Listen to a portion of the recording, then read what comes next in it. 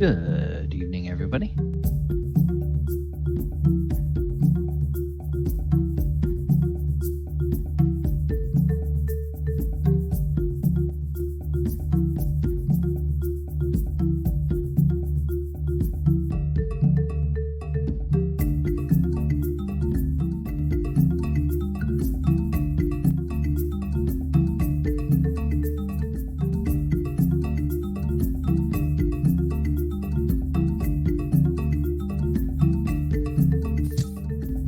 All right, test. I hear you. That's Sean. Okay. I'm getting a big echo here. You sound fine here.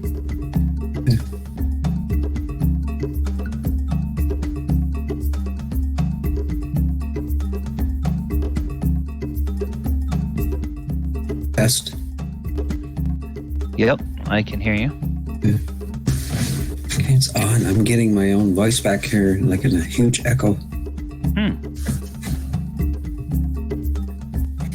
Let me see. Okay. Yeah, my mic's plugged in all the way.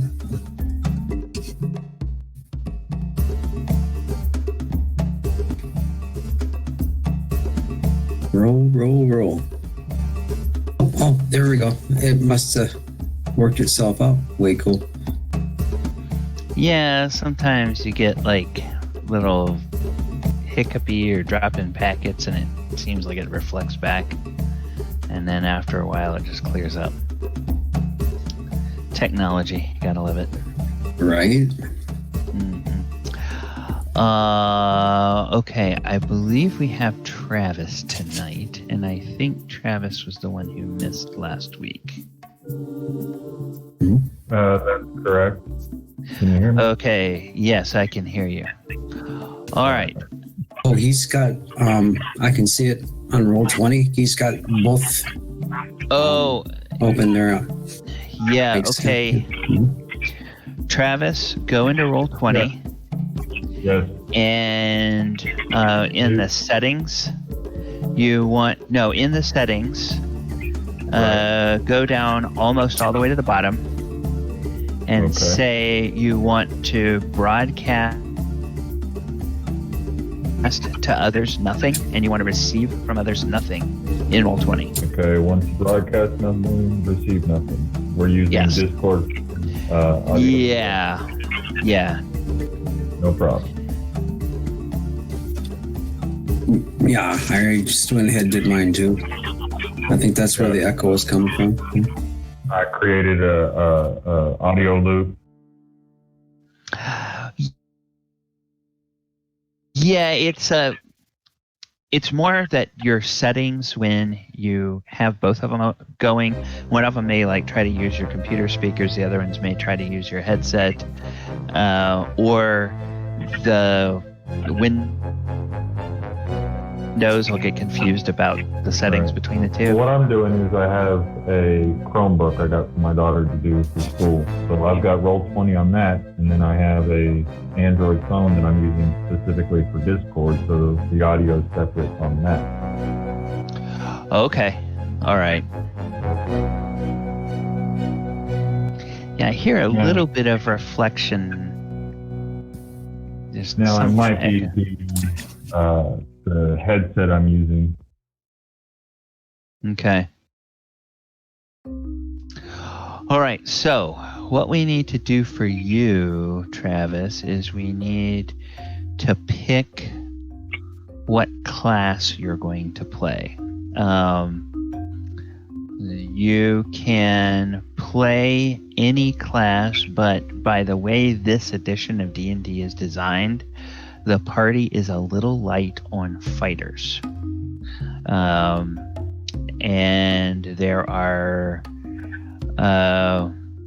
there's two classes that are primarily fighters, the fighter class and the dwarf class. Because yes, in this edition, they decided that dwarves were actually a class and not a separate race. Yeah. So,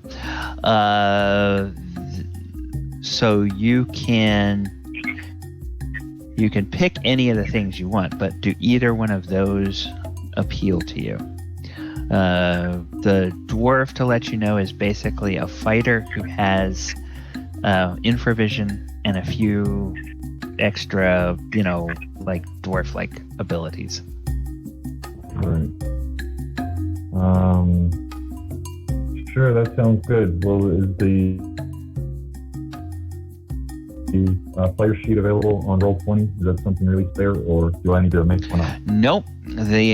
All the characters are pre-generated. Okay, great. So most everything is filled out. So you would prefer the fighter, I heard.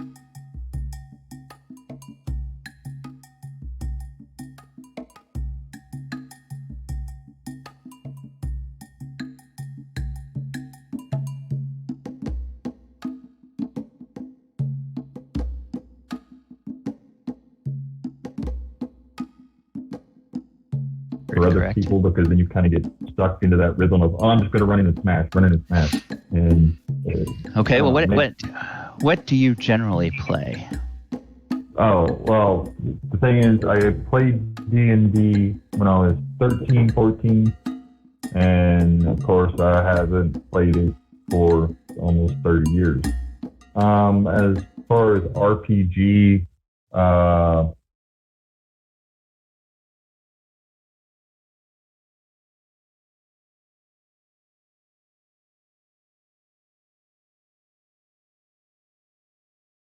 the Mind of Pendler, and the Essentials kit, and then COVID hit before I was able to find a local gaming group.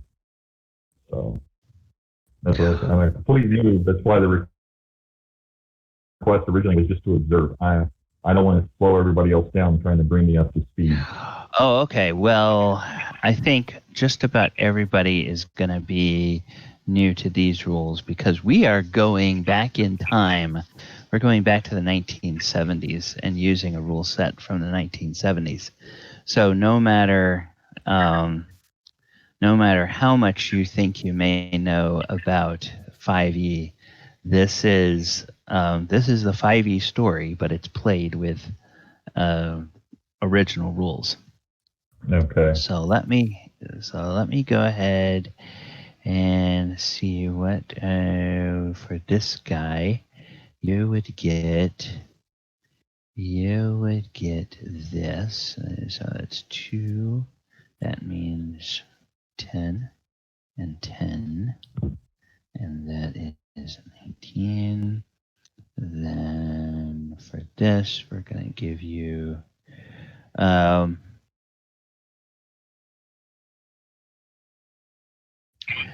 do you prefer being a somebody that has the ability to attack from both range and melee, or would you rather be like a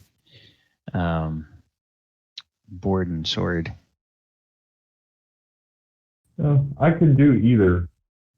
I can support the other players from ranged attacks, be it crossbow or bow or something of that nature. So it makes it more of a teamwork. But if they need the character to be more of the upfront, I haven't really read through the Mind of Palador. Is it going to be more of a situation where we're going to have a lot of foes to have to put down, or is it more of kind of like a group of not necessarily detectives, but you're taking your time slowly trying to familiarize yourself with the situation surroundings, playing a more cautious style? There's a lot of combat in this. All right. Okay. Yeah. And that's why with this edition, that's one reason why they recommend having multiple fighters, is because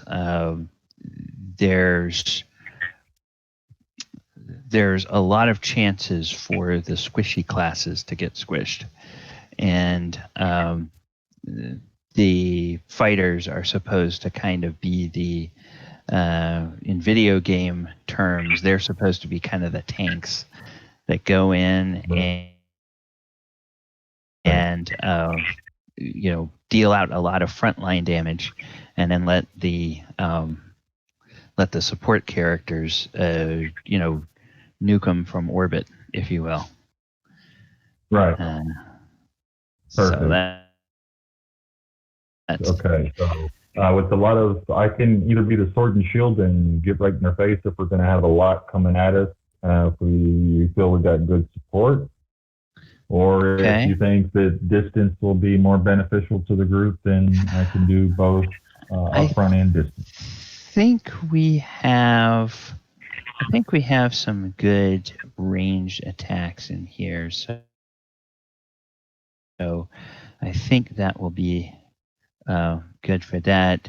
So I'll give you a long sword there. I'll give you a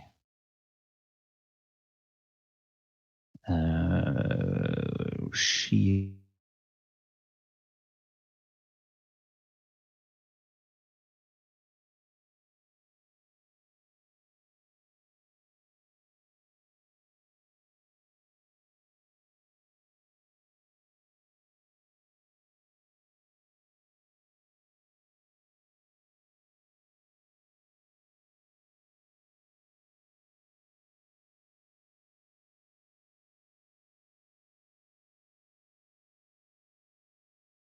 Really good, but if you can get down to 0, Okay. So, you're doing really well.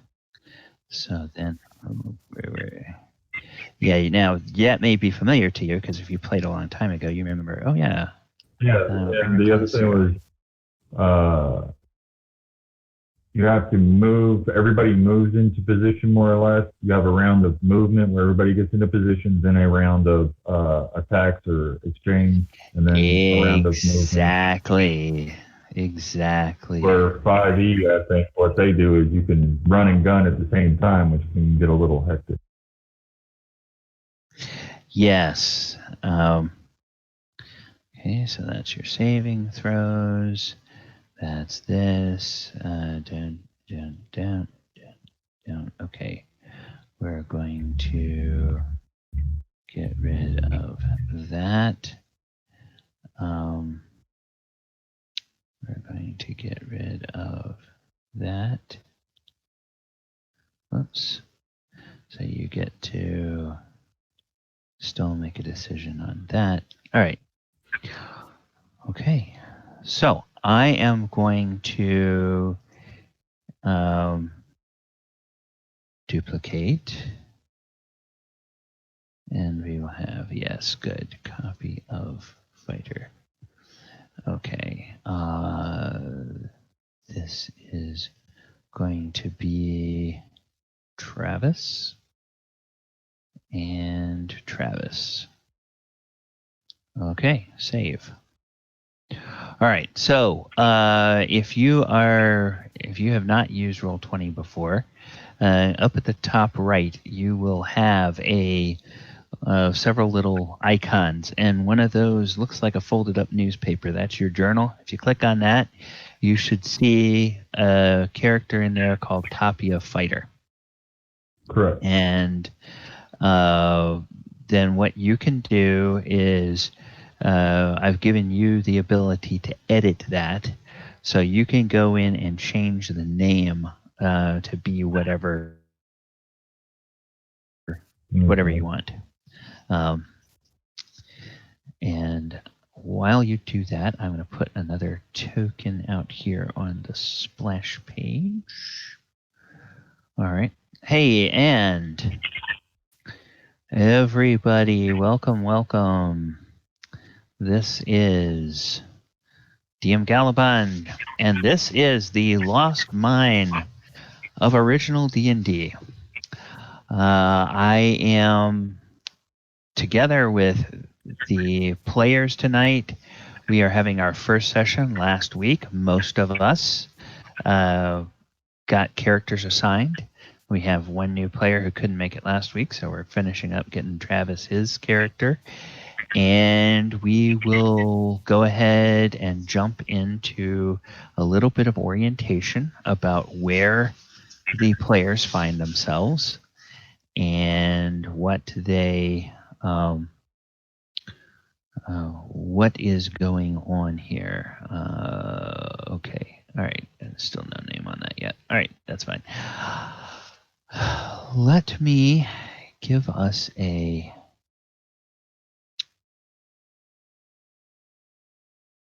Let me get us to... Yes. All right. I am going to move us over to a map. And I am going to discuss a little bit about where we are. Okay, whoops.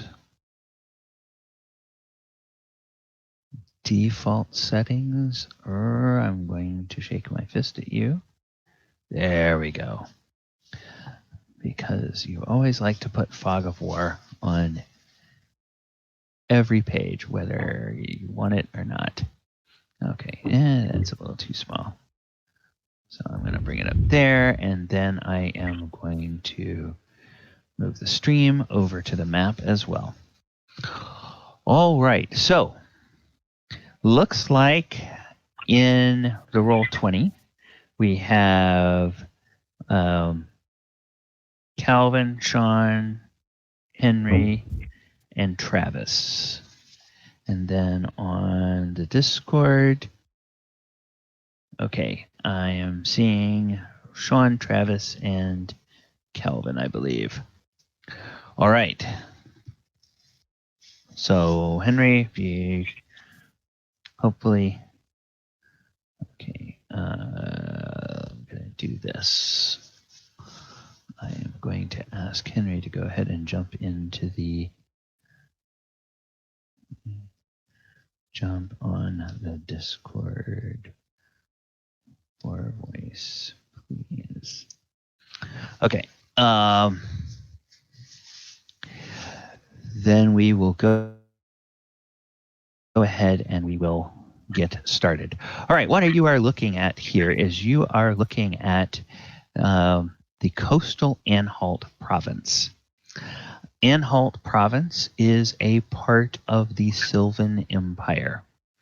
The Sylvan Empire is basically the known civilization in this part of the world. It was founded perhaps 10,000 years ago by elves, and the elves started their empire at the confluence of several trade routes and two seas. There's a sea to the north, a sea to the south, with a natural strait between, and trade routes that run east and west across the isthmus that is separated by that natural canal. The city grew up from there, and the elves, being natural explorers and wanderers, they spread out in all directions, and for thousands of years the empire expanded, and it covered the greater part of one whole continent to the west, and to the east it expanded into some areas that became very dry but cold weather deserts. Then to the south, it expanded into the northern part of another continent, and then again it hit desert. And then out to the southeast, it expanded until it hit a big, huge wall of mountains that was really, really difficult to get over. And along the way, the elves, who were the first among the sentient races, they began to discover that there were dwarves in the world, and there were halflings in the world, and there were humans in the world. And the elves, when they encountered these peoples, they found them in a relatively primitive state compared to themselves. So they sort of helped these peoples to develop culture, spread a common language to them. They helped them understand some of the history of the empire, and for the most part, they expanded their empire based on. Can anybody hear me? Hello. This is Henri. Yes. Hello. Hi. Henri, go ahead if you can, and put your mic on mute until we are ready for you. Sure. thanks. This province here.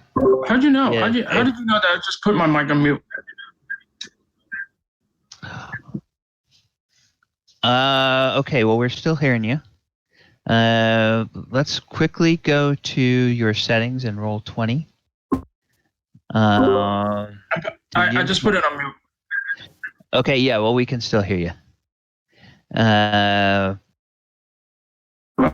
In roll 20, do you have what do you have your broadcast settings at? If you go to the settings and scroll all the way down, you want to make sure that you have broadcast and receive set on nothing in roll 20, because we won't be using voice at all in roll 20. We will be doing all of our communications through Discord. So that may be where. How about now? Okay, we can hear you, yes. But you don't hear an echo, right? No. Okay. I just muted my row 20. Okay, wonderful. All right, your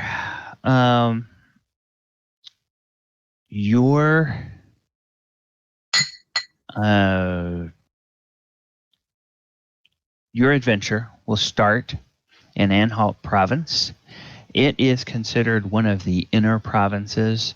It is to the west of the capital of the Sylvan Empire. And at this point in time, the Empire, probably about 50 years ago, reached the outer limits of its expansion. It was stopped in some respects by natural barriers that it came to, but now something is starting to push back. Once the Empire reached its basic peak, there began to be the bloat and corruption that started to happen in the heart of the Empire at the capital. There also started to be more encounters on the fringes of the Empire with monstrous humanoids. So they ran into a lot of goblins. They ran into giants, orcs, kobolds, things of that nature that are out there. And as the corruption and some disease has started to spread within the Empire, it's been harder and harder to hold the borders. And so actually you have started to see a little bit of pulling back of the borders. So the Empire has peaked, and now it seems like it's just beginning to start to decline at the time our story opens. There is a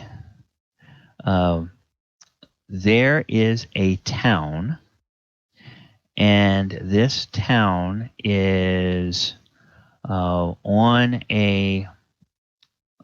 a little river over here, and the city is called. Oh, come on, notes. Where are you? Okay. The city here is called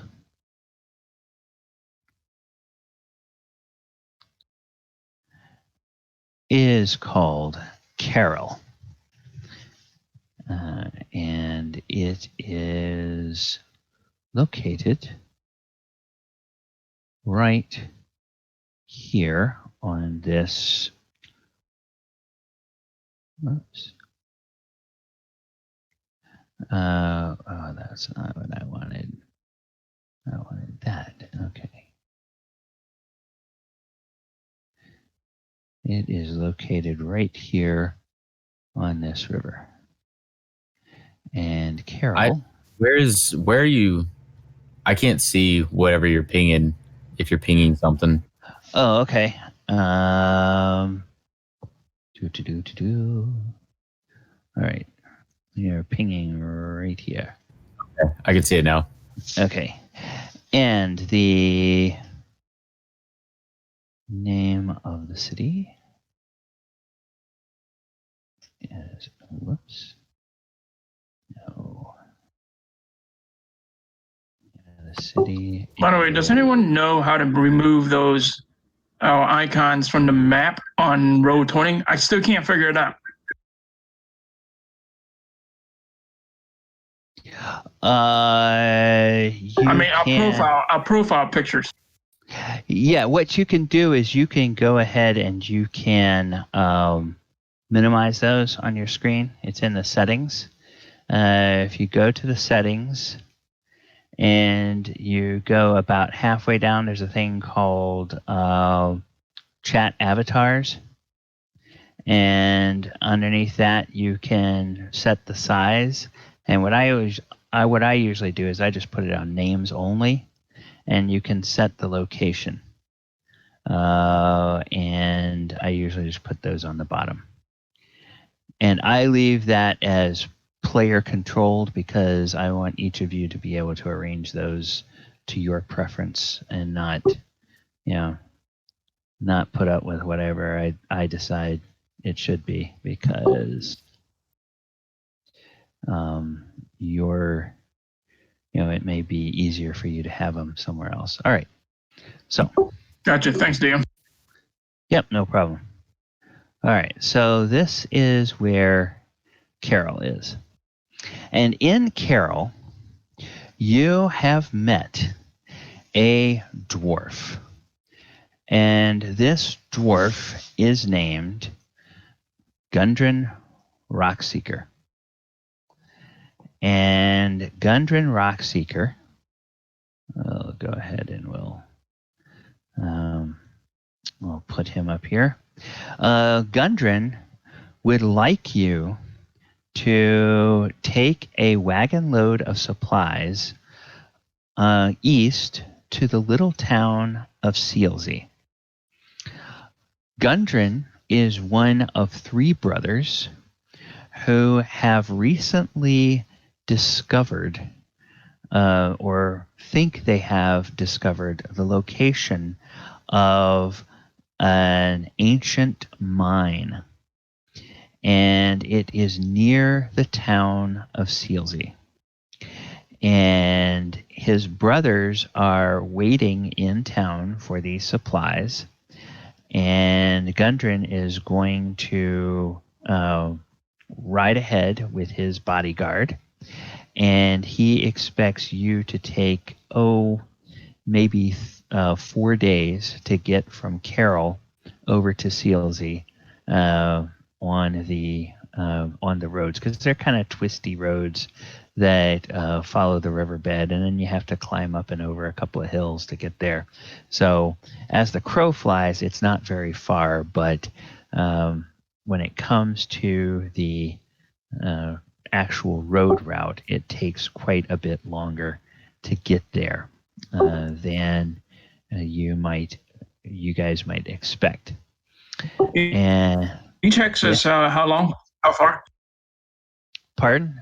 Each hex is 5 miles as the crow flies. Okay. All right. So yes, and I just realized I had some stuff from do that, and then we'll do that. Okay. So the route that you guys would take is gonna be something like this. It would come over here, and then it's going to go around here, and then it will climb up over these hills, and then it zigzags its way down these hills before it finally comes out and gets to Sealsea. So it's quite quite a journey, and the wagon that he has is pulled by mules, and he's got a team of 2 mules, and he's probably got enough supplies that it really should be pulled by about 4 mules. So the mules are only able to go about half of their normal speed, which is another thing that contributes to how long it's going to take to get there. But he is going to pay you guys pretty well. He will pay you 5 gold per day to get the supplies there. So that's 20 gold that you all could make going there to CLZ. And so we will start with you guys on the road. All right. And what I need to do is I need to make a change to this map. Okay. So what happens is on the third day of your trip, you all are in your wagon, and I guess you can go ahead and, if you wish, you can drag your characters out onto the mat here and place them anywhere around the... Whoops, okay, so we're going to need to adjust the size there. Okay, so that is going to be...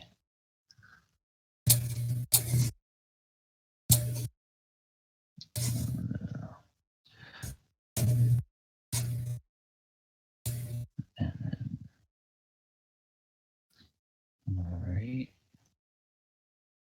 And yeah. Okay. I can't drag Corey.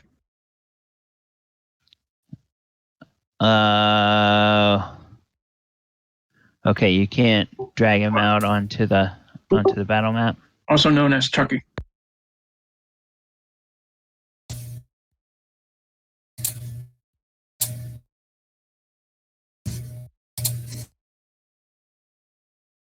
Oops.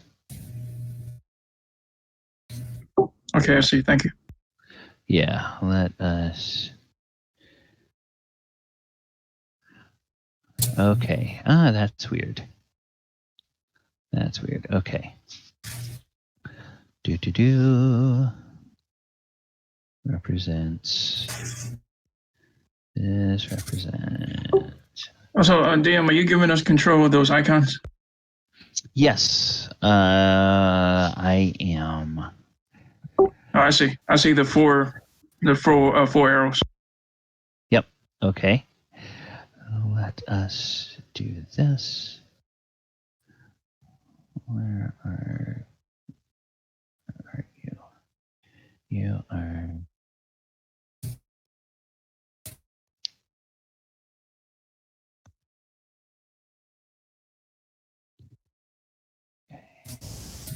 Bless it. Gosh, bless it. All right. I thought we had taken care of all this nonsense last week. Apparently we did not. No, what happened? Well, we set up your character sheets last week, so your tokens should have all been set up.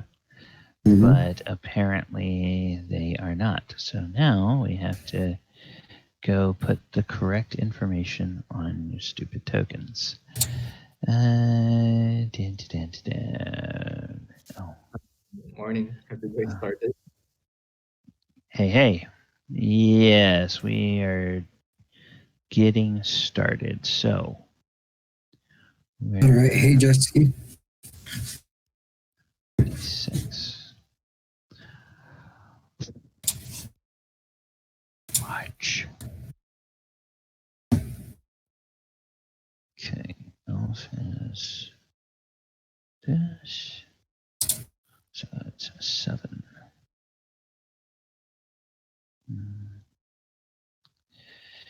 And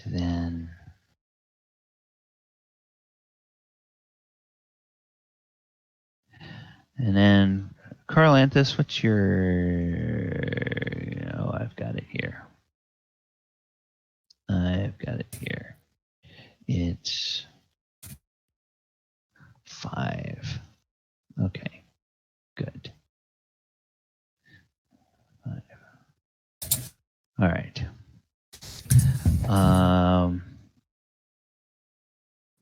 What's 5? Your armor class. All right, thanks. All right, and Tomas has 7 and 5. Okay, so that's 7, 5. All right. Then I see. Okay, Z. All right. Then we're gonna put this. I'm gonna get this set up so that you guys can all see this. Okay. All right. So I have Calthanis, Tomas, and whoops.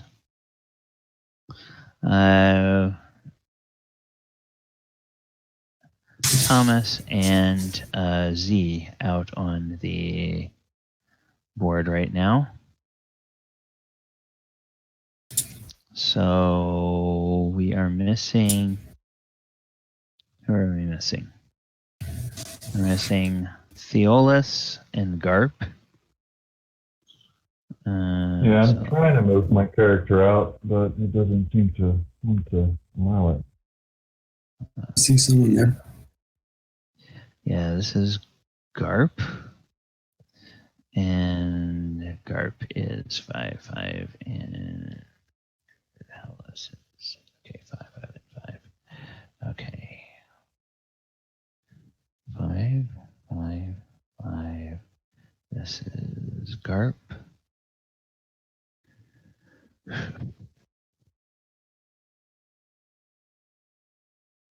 Okay. You can be there, and then Theolis. Whoops. All right, so this represents Theolis, and Theolis should have 10, 10, and 3. Okay. So 10, 10, 3, and see. All right. So we have 5 players in the game. We have 5 tokens on the board. Right? Am I missing anybody? All hands accounted for? I'm good. Oh, wait a minute. Who am I missing?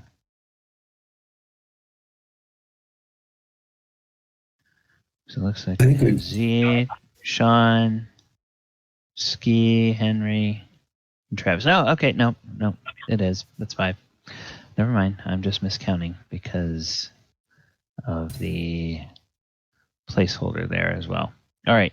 Now, next question. Can all of you see the names of the characters? And can all of you see the... Well, you all may not be able to see the health bars, but the main thing is, can you see the names of each other's characters? I can see everybody's name, but only my own health bar. Health number. Hit points. Okay. All right. Then that's fine. I think that's the way it's supposed to be. I think only the DM sees all of the health bars. All right. So, as you guys are winding down the road, you come across a wagon that has been destroyed. And it looks like there are 2 horses laying in the road up ahead of you. I haven't made this to scale because this map is kind of small, so it looks like you're right on top of. Looks like you're kind of right on top of this broken down wagon, but you can say that you're however far back you want to be, 50 feet or 100 feet or whatever.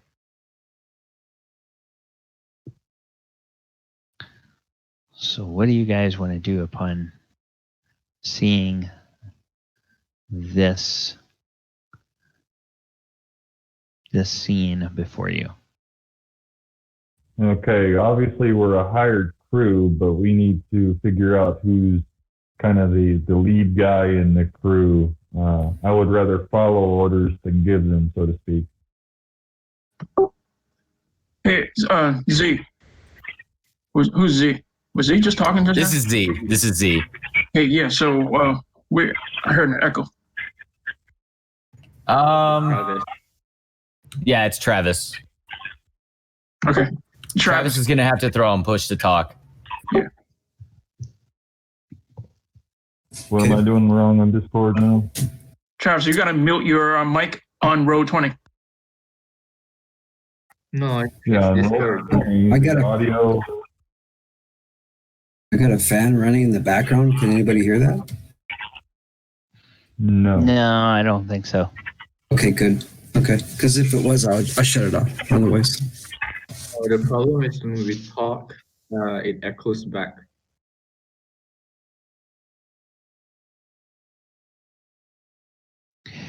Yeah, there's a little echo somewhere, and I think somebody said they're on a mobile phone for audio. So it could be some feedback with the headset on the phone, because it kind of sounds a little bit like a cell phone sort of feedback thing. I know one of the issues with doing audio on headphones is, or audio for Roll20 on a phone, is that it makes push to talk really difficult because you have to keep taking the phone and say, "Where's that stupid thing to mute it?" Oh, I have the Discords on the mobile, Roll20s on the Chromebook. Yeah, and yeah. I guess I'm just not hitting mute and unmute properly, so that I'm causing a feedback loop. And it could just be the headset. Is it a Bluetooth headset by any chance? Yes, it is. Okay, yeah, it's probably the Bluetooth, because while Bluetooth is great for data, sometimes when it's on voice, you get these weird artifacts. It's just a thing of the technology. We'll put up with it for tonight. If possible, between this week and next week, if you can find something that physical, like earbuds that will plug into the phone that you can run with, that might eliminate that. But for tonight, we'll just put up with it. Actually, if you can continue, I can still hear. I'll put mine back on mute, and I should have a set of wired earbuds that may have a mic. Okay, all right. So, yeah, there's some horses up there. So let me just go around and ask. That music is incredibly loud. Okay, there should not be any music right now. Music is off. Hold on.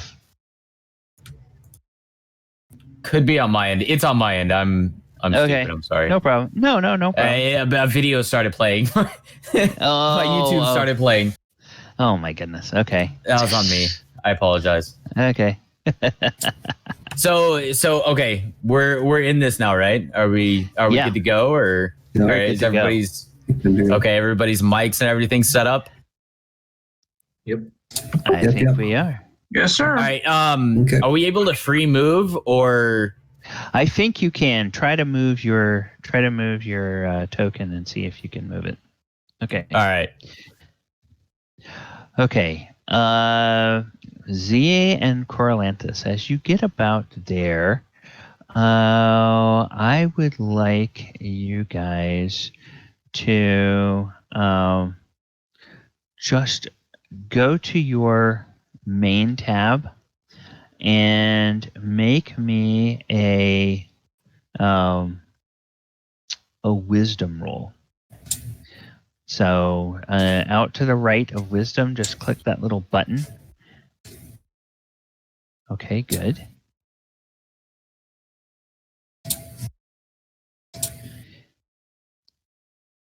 Oh, wow. Oh. Okay, excellent. The two of you both notice this. All right. What you both notice is you both notice some movement over here behind this rock. And then Corlanthus, you, because of your exceptional roll, you notice more movement here and here and here. So Z sees the movement closest to you guys. Corlanthus sees 4 little bits of movement off to the side of the road. Core to your left. I see movement. Hey, Z, what's your character's name? Z. It's the character's name. Z, I see movements on my side and your side. Be ready. Boys in the back, ready up. We have movement all around us. We could be surrounded. Hey, DM, I can only have one weapon. I can't have both. Right now. Like my bow and arrow. Oh, okay. You're. Because I picked longsword last week, and I was wondering if I can have bow and arrow too, or basic D&D doesn't give you that. Oh no! You can have both, and I think everybody put their weapons in. But your bow and arrow obviously would be your ranged weapon. Your sword would be your melee weapon. So if you didn't put your bow in under the range slot, you can go ahead and add it in now. Because then the choice that you made was to take either a bow or a shield. So if you took the sword and shield, then that's why you wouldn't have the bow. But if you took like a bow and then say another weapon like a hand axe, then you would be able to have the or the sword and the hand axe. You would be able to have the bow instead of having the shield. Okay, because I'm saying like as I leave our wagon and approach this new blockage in the road, I was approaching it with my arrows knocked. Okay. Are we good to go? Everybody good? Are we game on? Well, I was napping in the back of the wagon. I'm sitting up. Whoa. Okay. I see. What's going on, man? What's happening? Okay. Well, what is happening then is that over here you see 2 figures, and over here you see 2 figures. Whoops, that's not what I wanted to do. Crap, I put those on the layer. There we go. Do either me or Z recognize what these what these movements are, like what creatures they are? Yes, you've heard of these creatures. These would be nasty goblins. So I yell a warning back to the rest of the party in our wagon and say, "People, get ready! Goblins hidden from sight." Okay. Well, they're not hidden from sight anymore because Yeah, as they've soon been as seen. as soon as you guys yelled the first time, they realized, oh, well, there goes our chance to get surprise. Yeah. So they're just going to come out and attack or get ready to fight. Now, this is where, as Travis mentioned earlier in the evening, this is where one of the major differences between Basic Edition and 5e comes into play. There is a single initiative for each side. It's not every character getting separate initiative. There's a single initiative for each side, and there's an order to the combat round, and the order of combat. This is going to be. Let's see. Order of combat. There is a morale phase. There is a movement phase. So there's actually in every round there's an initiative phase because each side rolls for initiative at the top of each round. So there's a morale phase, movement phase, ranged combat, melee, magic spells, and then melee combat. So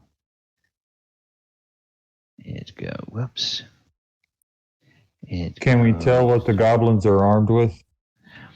Yes, it looks like they have short swords and bows. So order of combat: 1 morale, 2 stupid initiative of morale. 3 is movement. 4 is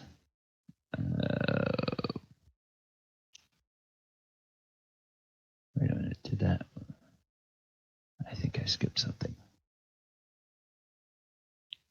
No, I didn't skip something. Okay. Is ranged weapons. 5 is spells. 6 is melee. Okay. Hey, Shaun. And then Shaun, are you a halfling or a thief? I'm a halfling. All right. okay, so what I want to do, I want to give everybody the opportunity to roll during combat, but I need a volunteer to roll for the party for the first round of combat. And the way you roll for initiative is on your character sheet under the combat tab. There is an initiative button. And if you click that initiative, it'll actually roll a d6 for initiative. And I just rolled. okay, so Z is going to roll for the party. Thanks a lot, Z. Thanks for giving us a low number. Thank you. Well, we're gonna always make sure that each round a new person rolls, and I am going to put this I'm going to put this token here. And turn. And that's going to be 2. And then I will go to the Goblin.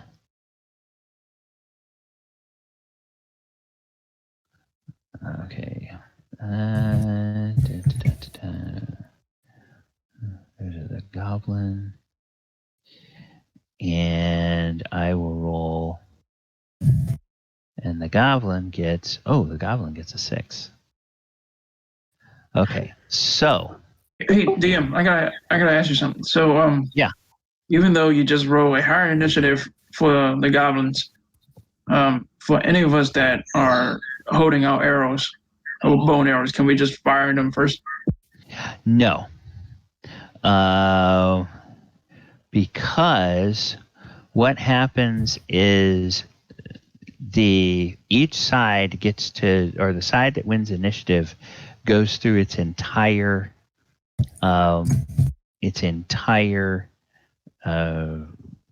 capabilities of movements first, then the other side gets to go after it. Then at the end of the round, we roll initiative again, and if you guys win, then all of you get to go before any of the goblins get to go. So Igdag here, he is going to come out from behind the rock holding his arrow, and he's going to say, "All of you surrender, or we'll take your lives." And then the other ones come out, and they also have their weapons trained. And don't worry about clicking on that. That's nothing. That's just a placeholder for the party. So just ignore that.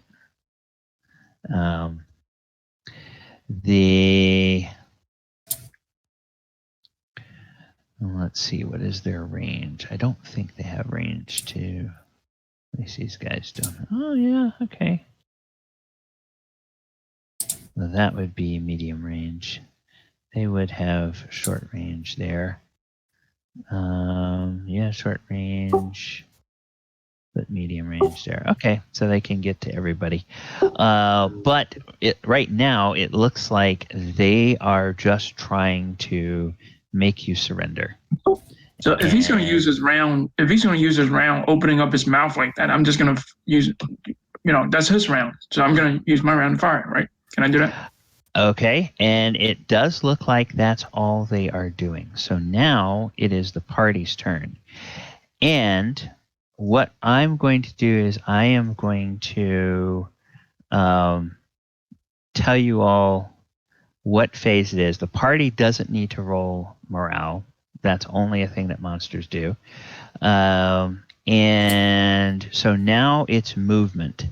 So each of you probably has about 40 feet of movement that you can do. So anybody that wants to move, go ahead and move now. Okay. Do we have a turn of order here? Who goes and does what? No, this is movement. So everybody can move at the same time. Can I, so I can't, while I'm moving, throw my hatchet? Nope. You have to wait till the ranged phase of combat, or ranged phase of the round to do that. So I'm going to stand where I'm at and just fire my arrow at the guy who was at the goblin who was talking. Okay. Well, when it comes time for ranged combat, you can fire. All right. Gotcha. Okay. I move in. Okay. Anybody else moving? Ready your swords, men! I tried to move. I'm gonna duck down right in between the bags here in the wagon. I'm gonna hide Okay. and ready my bow. Okay. Yeah, I don't know if you want me to roll for that or. I stay where I have that hide. Is everybody done moving? That's moving. Garp, what are you doing? Garp, are you moving or are you? Yeah, I'm moving over here. Okay, so go ahead and move. All right, everybody has moved. So now, those of you who want to fire ranged weapons, you can go to your character sheet and you can click on your attack for your ranged weapon, and it will tell you what armor class you hit. So go ahead and make your attack rolls.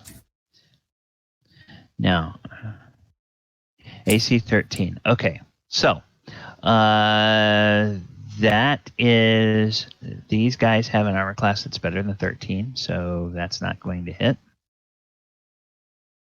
Ha! I missed. Core, you're up. Okay, 14 is Oh, not you gonna love, hit. dude. Hey, so I just added a bow to my character sheet, and all the 2 hits and modifiers are all didn't change. They're all still zeros. Correct. That would be okay. This your character name again? It's gonna take me a while to get voices and everything. Oh, Corey. This is Corey. Okay. So, okay. Actually, no. You already had it. So you don't put the bow under the melee. You put the bow under the missile. You already had it there. So in the section down below, you see where it says missile and thrown weapons? Yep. Okay, yeah. But what you do need to do is we do need to give you 1d6 because otherwise it's not going to give you any damage. Okay, so you can go ahead and click that little thing next to attack on the next to the bow on the missile and thrown weapon area. And okay, there you go. AC 2. All right. You were attacking the guy that was talking, so you were attacking this guy, and you deal 3 points of damage to him. All right, so he is now Nice. He is now bloodied. Whoa, a bit of a close shave there, Core. Aim over the left shoulder next time. Thank you, Mike. Okay, has everybody that wants to do a ranged weapon fired? No, I just wanted to. Since they're armed with short swords and bows, do they have bows on them, or is it one or the other? No, they have both on them, but they can only use their bows, obviously, from range. They would have to close to use their short swords. Okay, then I'll also do a range attack to the blooded goblin to finish it off. Okay. Okay, go ahead. Who was talking just now? Who was talking? It was. Okay, and what's your character name? Garp. Garp. Okay, all right. So AC 15. That is going to miss, because these guys have an armor class that's better than 15. So everybody has done range that wants to do range. No, Okay. yeah. So for this, we're going lower, right? So you want lower numbers on to hit? Yes. Yes. Okay. So for- far, the AC 2 is the only one that has hit. Okay. And that's the nice thing about these character sheets. It already does all that calculation for you. If you hover over it, it'll tell you what the D20 roll actually was, but then it calculates from what the D20 roll was to what AC it hit, so that you're not having to do the math. Awesome.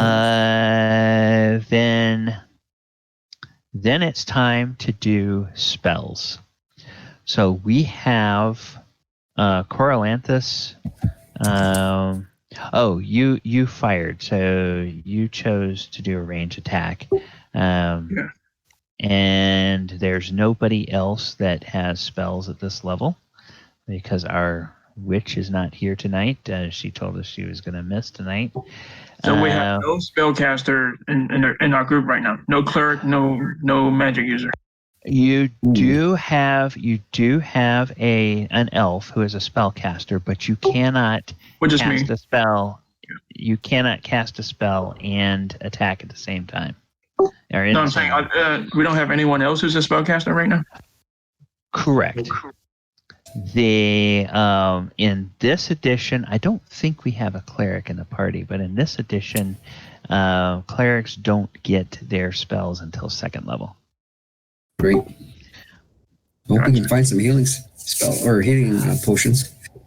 All right. So now we just go on to melee, and I believe Z is the only person who's in position to do a melee attack.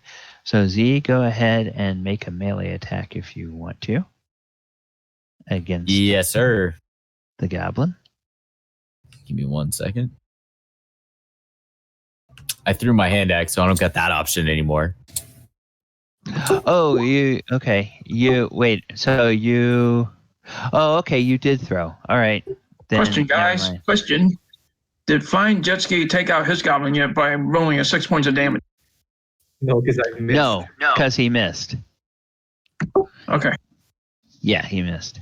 Actually, Z, I'm sorry. I didn't realize that you had already thrown a hand axe. So you only get to do either a melee or okay. So can I or a range? So can it be on record that I've readied my shield and sword? Oh, absolutely. On the run. Okay. So absolutely. Just in case he swings, I want to make sure that I can that sword out of the way. You know what I'm saying? Yes.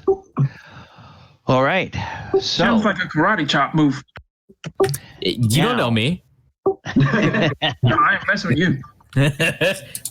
I'm gonna Captain America one of these goblins with my shield, just so y'all know. Okay, last time Z rolled initiative for the party, so somebody who is not Z. Actually, I'm just gonna. I'm gonna go by whoever's. No, I'm gonna let you guys decide. So somebody who's not Z. Go ahead and roll initiative. That's right. We roll every time. Yeah. Yes. Okay, and I can guess I see it. I'll roll for you. If you guys, I'll do it this time, and somebody can be next after me. That's cool. Oh, Tomas. Sweet. Nice. Right. Tomas gets a 6. My halfling luck. For the party. And Igdug, he is going to roll initiative. He roll initiative, and that is a 1. Okay, so you guys all get to go before the goblins do.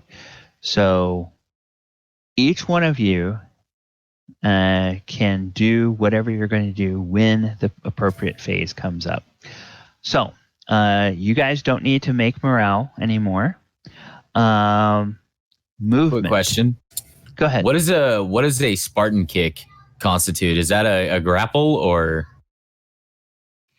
a Spartan kick? That would just be a. Well, I guess my next question is, how tall are these goblins? These goblins are like 3.5, 4 feet tall. Okay. I would just say that it's an unarmed attack. Okay, hold on. So my character is on record as being 6'7". So can I just run over this guy? Like just knee him in the face on my way to the next goblin? Like how would that attack work? It's not really an attack. It's me just, I guess, running through a small object. Just tackle. No. So to answer your question, hold on. But to answer the question that's on the table, by the way the rules work, no, you cannot attack while you are in movement phase. You have to, if you want to use melee against the guy, you've got to wait until melee to attack. If you want to move, in position to melee a different target, you can move, but then you have to wait until the melee phase comes up to do the melee attack. That's the way it works. Gotcha. I also have a question. Sure.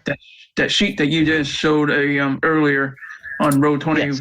where the order of around is. Yes.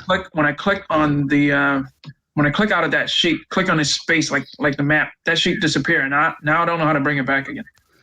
Okay.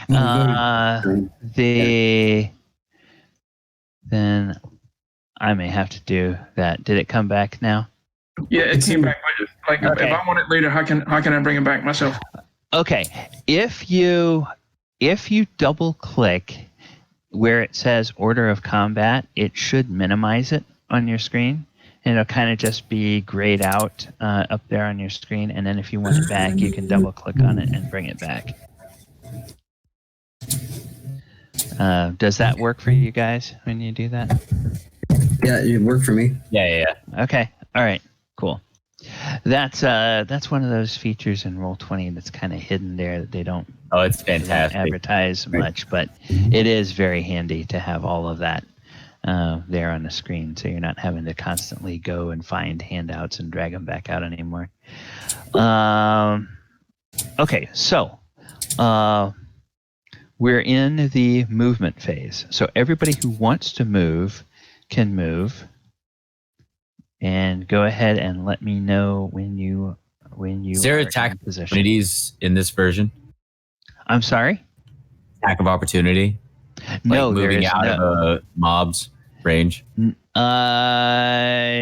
Like passing by this goblin in front of me, going to the next one wouldn't give me give him an opportunity. No, there is. If you do a withdrawal or a retreat, then they get an attack when you retreat. But Okay. in this case, you're not really retreating. You are moving to continue your attack. Gotcha. So, it's like that's why they put attacks of opportunity in later Gotcha. editions, is because they realized, well, the guy's not just going to stand there while you run by. But in this edition, he's just going to stand there while you run by. Core, I'll leave this little turd to you. Okay, so Don't worry, I got your back. Garp, Tomas, or Coriolanthus, any of you guys going to move? Or are you good where you are? I'm good. I'm gonna. I'm good where I am. Go ahead, Garp. Sorry, go ahead. Wait, I'm good. Okay. All right. So now anybody who wants to attack with a ranged weapon can go ahead and attack with a ranged weapon. While I was- Goblin up there. While I was running, did I happen to see my hatchet anywhere on the ground? Did I miss that goblin? You Do I need to roll for that or anything? No. No, you don't need to roll for it, and yes, you can spot it, but you can't do anything about it till. All right. Yeah, unless you want to stop your movement and then Nope. pick it up. Okay. No, we got other plans. Okay. So, Coriolanthus, you were attacking this guy, correct? Yes, sir. Okay, so that was a 1. And Tomas, you were attacking the same guy? Okay. I'm going after this one here. Oh, oops. Sorry. I moved something there. I don't know what happened. Oops. There we go. Hey, damn, how come I don't see the number that I wrote? I don't see the D20 number that I wrote. Correct. You got to highlight over. And you it'll show gotta hover over the armor class and it'll tell you what you rolled. Okay. Okay, so Yeah, I'm attacking that guy Tomas, right there. you were attacking. Okay, same guy. Mhm. Then in that case, that is another 2 hit points. And hey, guess what? He is now an ex-goblin. He is dead. Oh, wait, I'm sorry. So, I'm still because trying you to have- understand the mechanics of row 20. So I hovered over it. It showed that I rolled a 15. DM, can you confirm that? Correct. And I did 1 Roll point of it. damage on him. Yes, that's correct. And he's still not dead. He wasn't dead after you hit him, but after Tomas hit him, he was. Gotcha. Thank you. Okay. So six damage kills him, essentially. Yep. Gotcha. If you can deal 6 damage to them, they will die. They may have less hit points, but it took you guys dealing 6 damage to do that. All right. So now, Coranthus attacked with a bow, so no spells. So now the guys that are in position to attack with melee, so that would be Theolis and Z. Sorry. I attack at the goblin new to Theolis. Oh, okay. Garp, ping the one that you were. How do I ping? Just hold your mouse over it and right or left click, and it will put a circle around it. Okay. This one. Wait, it's not pinging. Okay. But you're going for this guy that's next to Z? Is that no next to Theolis? Next to Theolis. Oh, okay, next to Theolis. And you hit him for 4 points of damage. Okay. So that was pretty good, yes. 5? Armor class. Hey, Garp, just hover your mouse over that whatever figure, and then press the left mouse button and leave your finger on it a few seconds. It'll just ping that figure. Okay, and actually, Garp,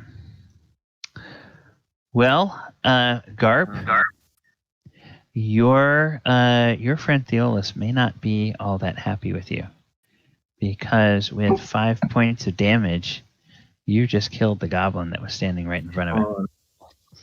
So nice. now Theolis has run up there, and all that's left is the melee phase, and he doesn't have a target that he can hit. So he's standing there, unable to hit anything. But Z, you do have a living target in front of you. Oh, that I do. So go ahead and... I could still kick the corpse. Yeah, you still can hit the corpse. Ooh, 10 points of damage. All right, you vile green goblin. Death to you. What a karate kick to the sternum. Okay.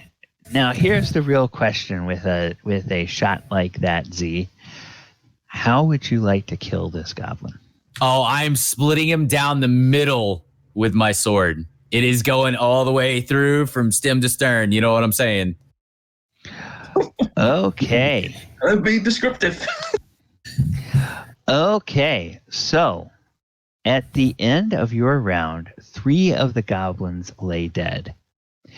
Now, the first thing that your last remaining goblin has to do is he has to roll morale. And he normally has a morale of, I believe it's normally 8. Goblins have a morale of 8? Damn.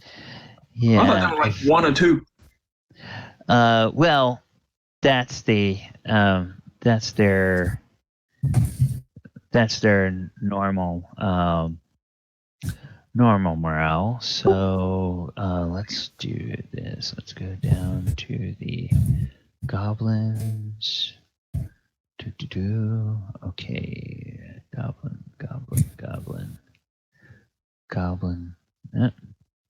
Gorgon. Golem. Goblin. Okay. So, Goblin has... Oh. No.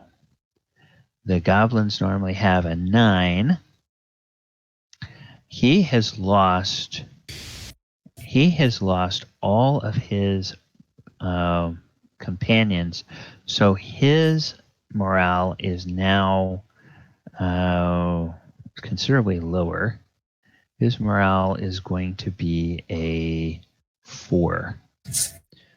So he has to roll 2d6 and get under a 4, which he fails to do. So that means that he pees himself and runs. Ha! Boo! Backstab. I'm shooting him in the back. Okay. Well, again, there's no opportunity attack, so he's just going to go 5, 10, 15, 20, 25, 30, 35, and he is off the map. So, all right. Well, congratulations. The combat is over.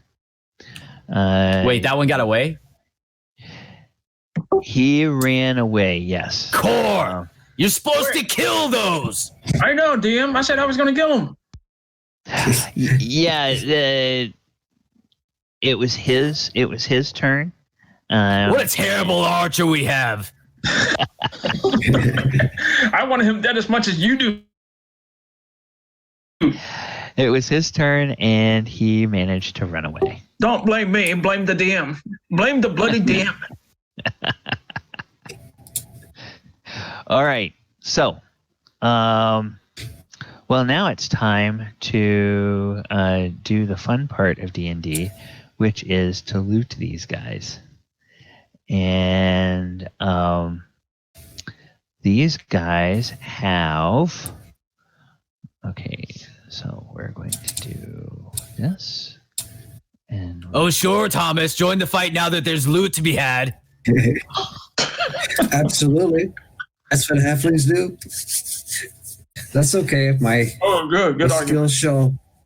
All right, skills I'm searching around and I'm picking back up my hatchet, making that known. I'm picking up more arrows. Z, was that goblin named Aspirin? Because I think his headache was splitting. I gave him a full crack. Okay. Then they get this. So they have this treasure type. And I'm going to roll for 3 of them because of the 4th one got away. Curses. So let's do 3, 8.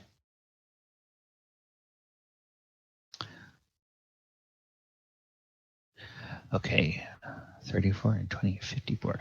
Okay, between the 3 goblins, you have 54 copper pieces. And this is party treasure. Okay, so D4 CP, and I'm going to put it in all players. All right, you guys should have another handout in your journal labeled Party Treasure, and each of you should be able to edit it. But the important thing is that now you know that as a group, you guys have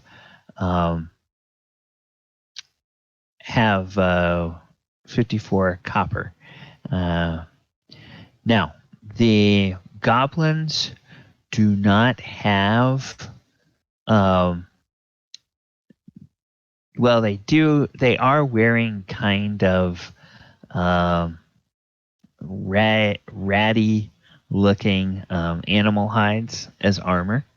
It's clearly there's as many fleas on them as there is in the armor, so it's probably not that much that is worth anything. But they have short bows with 20 arrows, and they have short swords. So also in the party treasure, there are there are 3 short bows, 60 arrows, and 3 short swords. Were those 2 horses dead? Yes. If you want to look at them, and if you want to look at the wagon,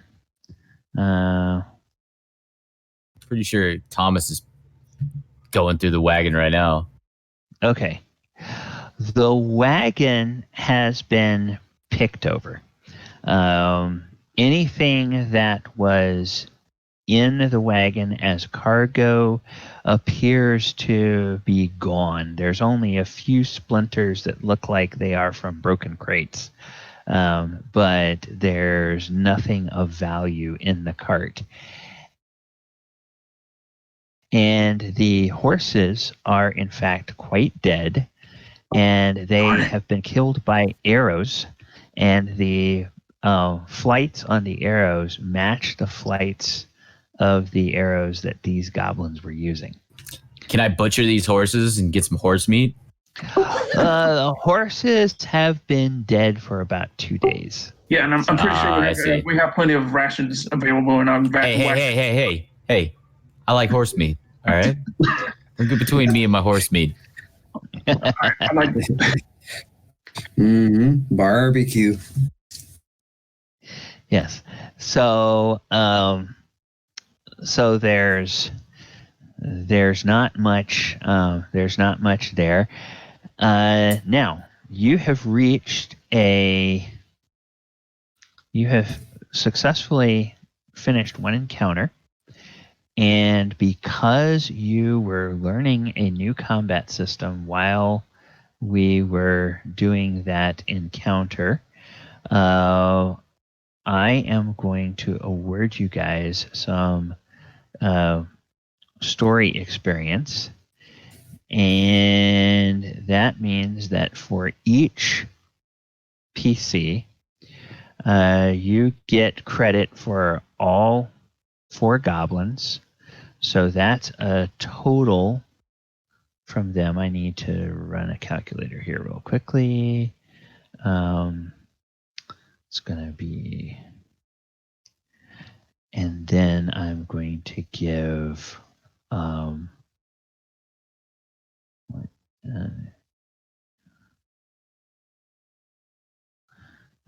okay. Divided by... Okay. So each PC gets 204 XP. Did you want us to record these ourselves, or are you going to record them? I'm going to put it on the party treasure, and I'm going to leave it up to you guys to add it to your individual character sheet. Where would we add it at on the character sheet? Okay. I don't see anything. Oh, never mind. I see it. It's on the main page at the bottom. Yeah. Main page down at the bottom. Mm-hmm.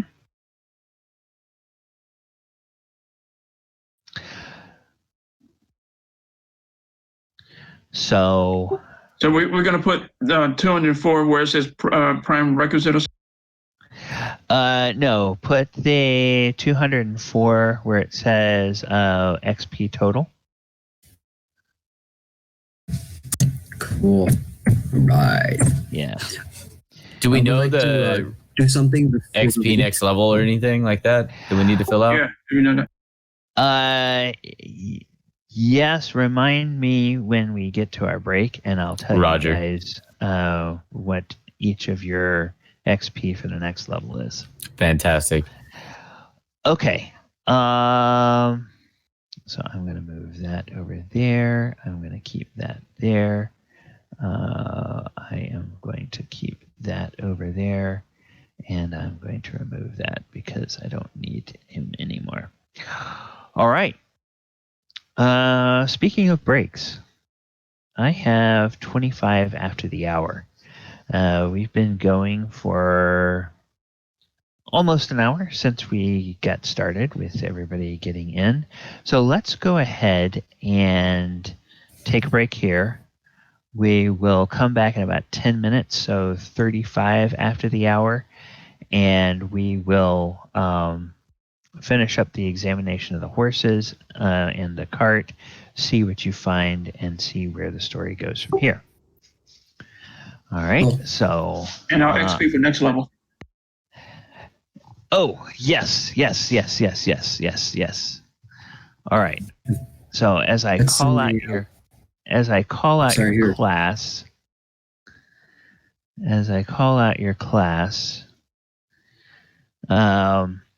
fighters, your XP for level 2 is 2,000. Let's see. Our magic user is not here tonight. Thief, your XP for the next level is 1,200. I don't think we have a dwarf. We don't have a dwarf, do we? We don't. Elf, your XP for the next level is 4,000. What? That's ridiculous. And halfling, your XP for the next level is 2,000. Yeah. Now the reason that elf has such a high threshold to get to the next level is because he is both a spellcaster and a fighter. So he basically gets better fighting abilities and better spellcasting at every level. So that's why it takes him longer to level up. All right. I'm down with that. All right. And as you guys know, those of you who have never played the old version, it's not like newer versions of D&D where everybody levels at the same threshold. Every class has a unique threshold to gain a new level. You said it was 2,000, right? For fighter? For the fighter, yeah. So I would like to understand why they thought that was a good idea. I could imagine trying to do a whole campaign that way would start to get to be something of a nightmare for the DM to balance an encounter so that, you have some people that are level 4, some people that may still be like level 2. And what are you going to throw at the party so that it doesn't kill the level 2 guys in one shot? And still it manages to pose a challenge for the level 4 guys. So this is one of the interesting things about this edition of the game. All right. With that, we'll go ahead and take our break. And I will be back in about 10 minutes. I'm going to put on some music. So if it's... I'm going to tell you before I turn on the music, if you go to the settings, right at the very top of the settings, there is a slider called Master Music Volume Level. If the music is too loud, you just slide that to the left, and that will lower the volume on your end. And I'll be back.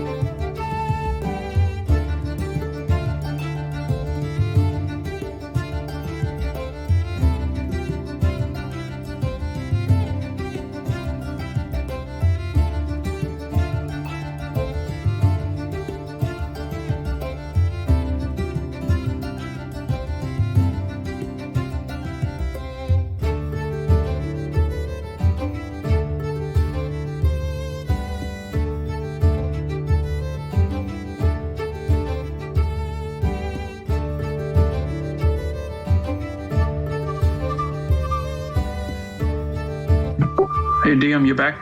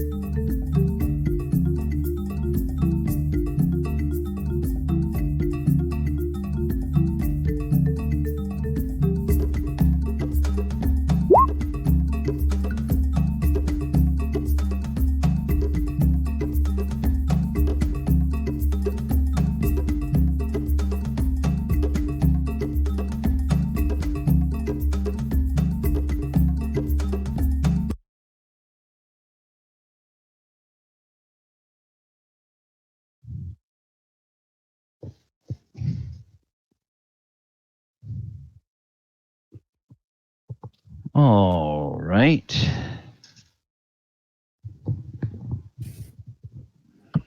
Hey, DM. Yes.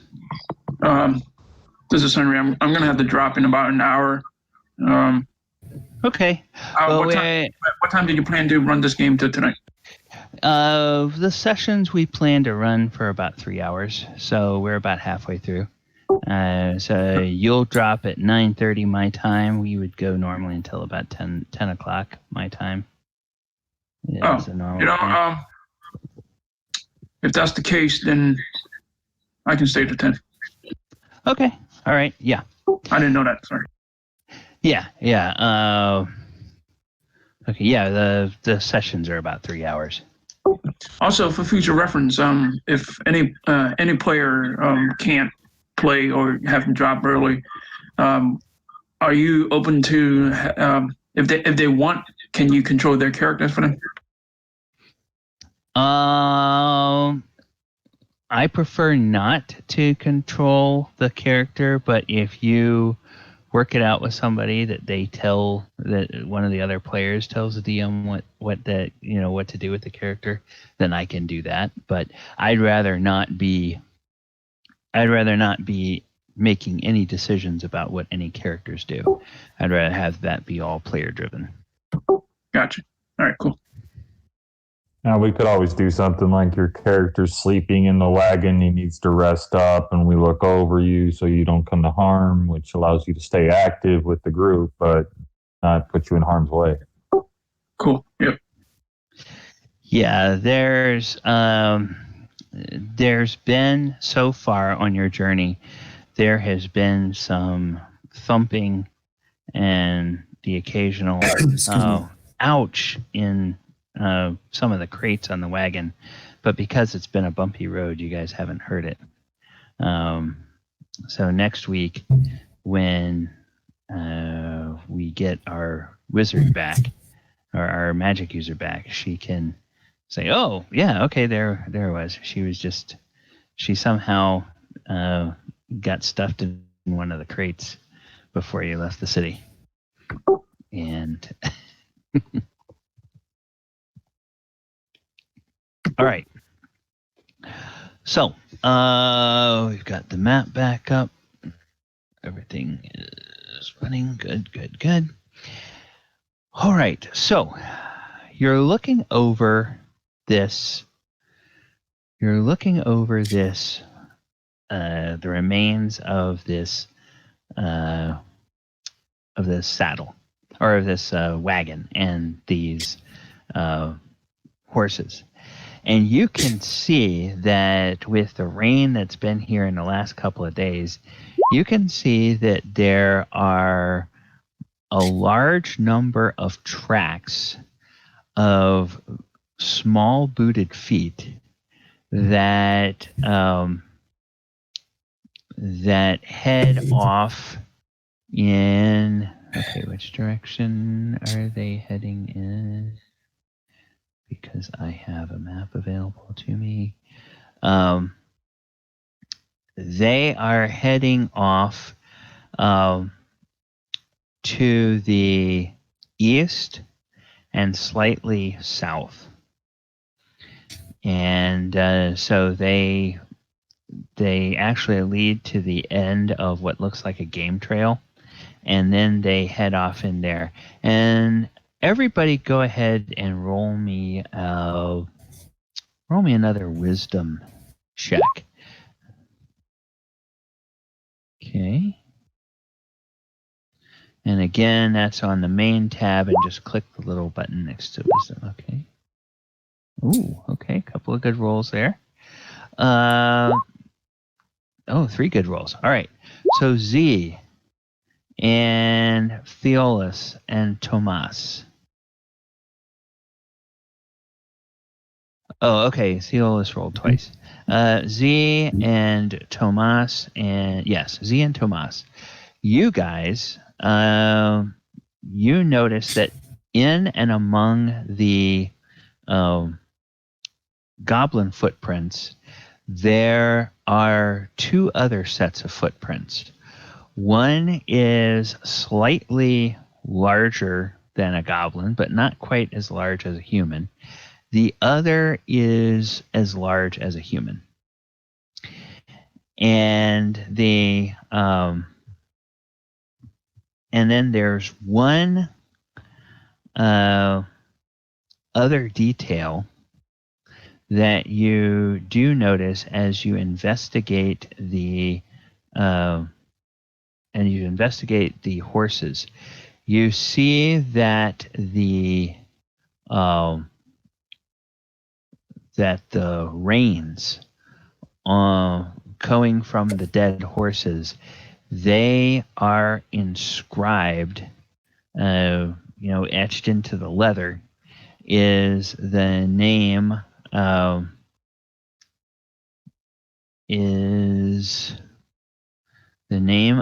the person who hired you, which is Rockseeker. So it looks like this was Gundren Rockseeker's wagon. And remember, he told you he was going ahead with his bodyguard. And so it looks like he and his bodyguard got ambushed by the goblins, and they might have been dragged off, and definitely all the loot was dragged off by all of these little booted feet. So you guys have a choice. You can either head on straight to the town of Selzy and take your cargo there, or you can go see what happened to the person who hired you. We got to go look after payday. We got to get the boss back. Well, what do you think? Should we follow those footprints?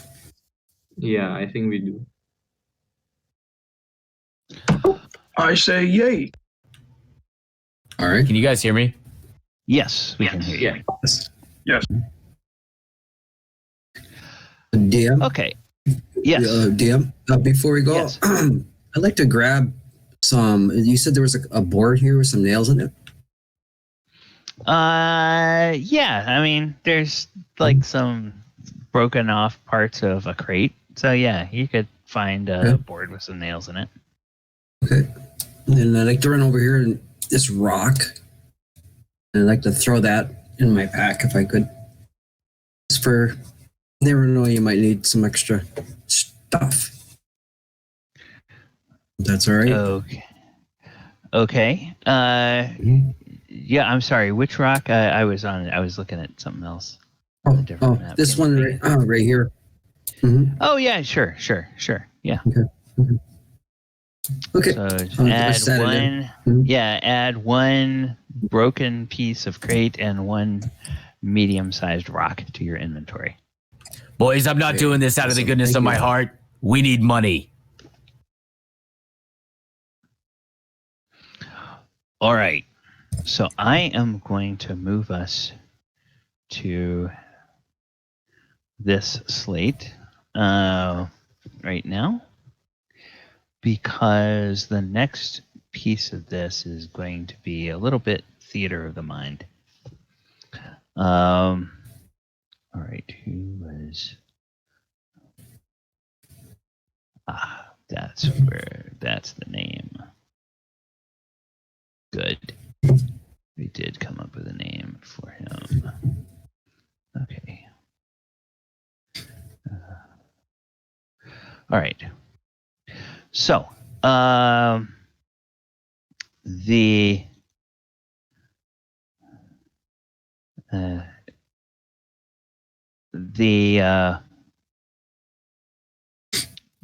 trail winds on through the woods, and after about an hour, I need you to make me an intelligence check.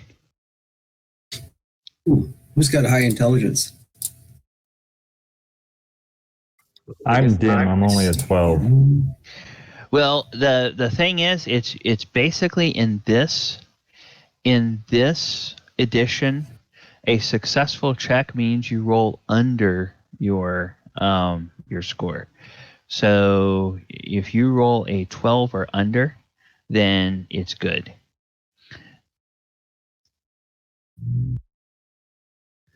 So Okay. yeah, Nice. Garp Or- and Coralanthus, you guys are just really on the ball today. I'm is this all you? Theolis. Oh, Theolis and Garp and Coralanthus, all three of you. Good. Well, you guys notice that there is a tripwire on the path. And Who's our resident thief? I think that's... Halt, guys. There, people on the ground. Watch your feet.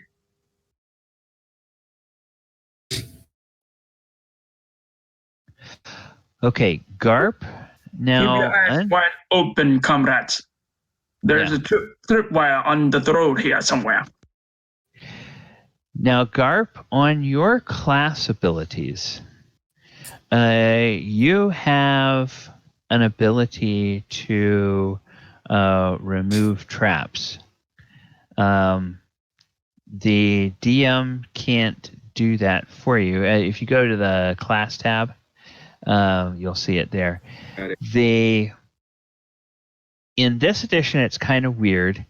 The DM is supposed to roll and tell you whether or not you made it, but your percentages are there to let you know how likely it is that you're going to succeed. So the question the DM has for you with your percentage chance to remove traps, would you like to try to remove it, or would you like to try to just alert everybody where it is and go around it? If I fail in removing it, it triggers, right? Well, it might trigger. It might not, and depending on what the nature of the trap is, if it triggers, it might do something nasty, and it might just like set off an alarm or something like that. So it's up to you. Are we on foot or are we on the carriage? Well, you can have the wagon here. It's a game trail you're following, but it's kind of a wide game trail. Now, it would be a bit of work to try to get the wagon around this snare. So if you wanted to take the wagon on, you probably would have to figure out, deal with this somehow. And you guys have all sorts of creative ways to deal with this. Do we know what's attached to the snare or trap or whatever? Like, do we know all of what's going on with this trap? Like how it works and everything?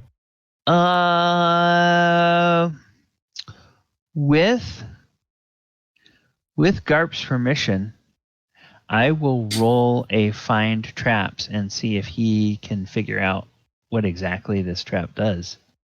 Yeah, sure. I'll do a find trap. Okay, so then I go behind the screen over here and I roll. And you know what? Success.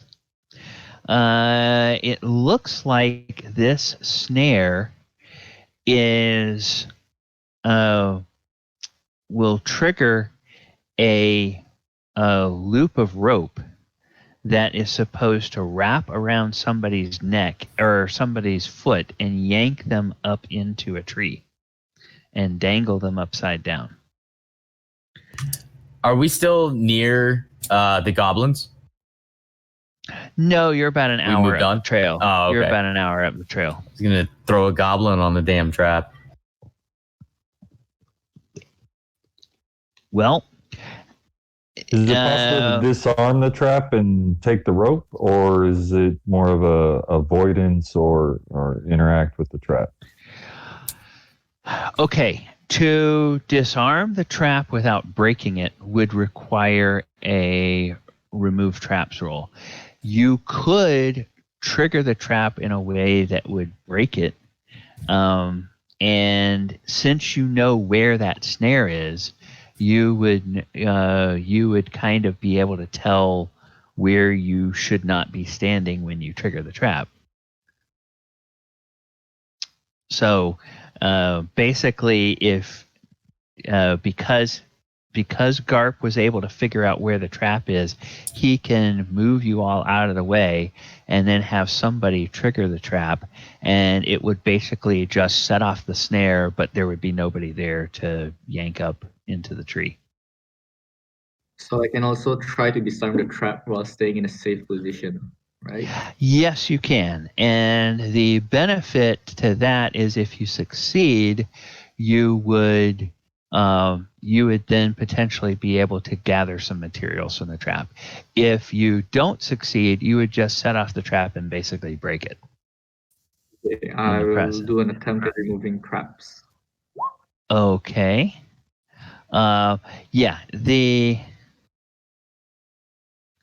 Okay. So then I will roll. And unfortunately, your fingers were not dexterous enough to disarm the trap, so it broke, and you hear this twang, and a limb that had been held down arcs up, and this snare just whips up into the air, and now it's just hanging up there, and the rope down where the snare was is broken. So you don't get any materials from the trap, but at least now you can take the wagon through, and you're not going to set off anything. Wait, who was it that just did that? Tried to disarm it? That was Garp. Garp, you're lucky. I almost threw you into the trap just to get us through this.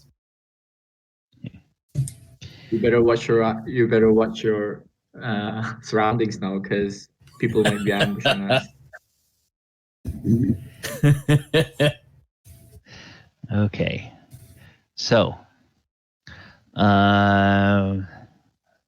snare found. Garp gets 50 XP. Okay. Oh wow. You got 50 XP for finding the trap, but you didn't get any XP for disarming it. Okay. So, next, you go about a half an hour further, and let's see, wisdom. Okay, let's just take a look at what's your marching order, guys. Like where are we standing while we? Yeah, like who I'm in would front. be leading, and you are. I'm up front. Z. Yeah, but Z is up front. Okay, I'm leading the mules. Can watch the rear. Okay. All right. So Z, you have a wisdom of 13. That's pretty good. As you are walking along after about a half hour, you notice there's a patch of ground in the game trail that looks odd.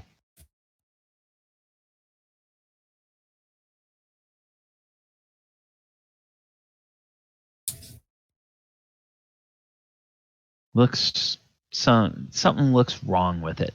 Doesn't look like the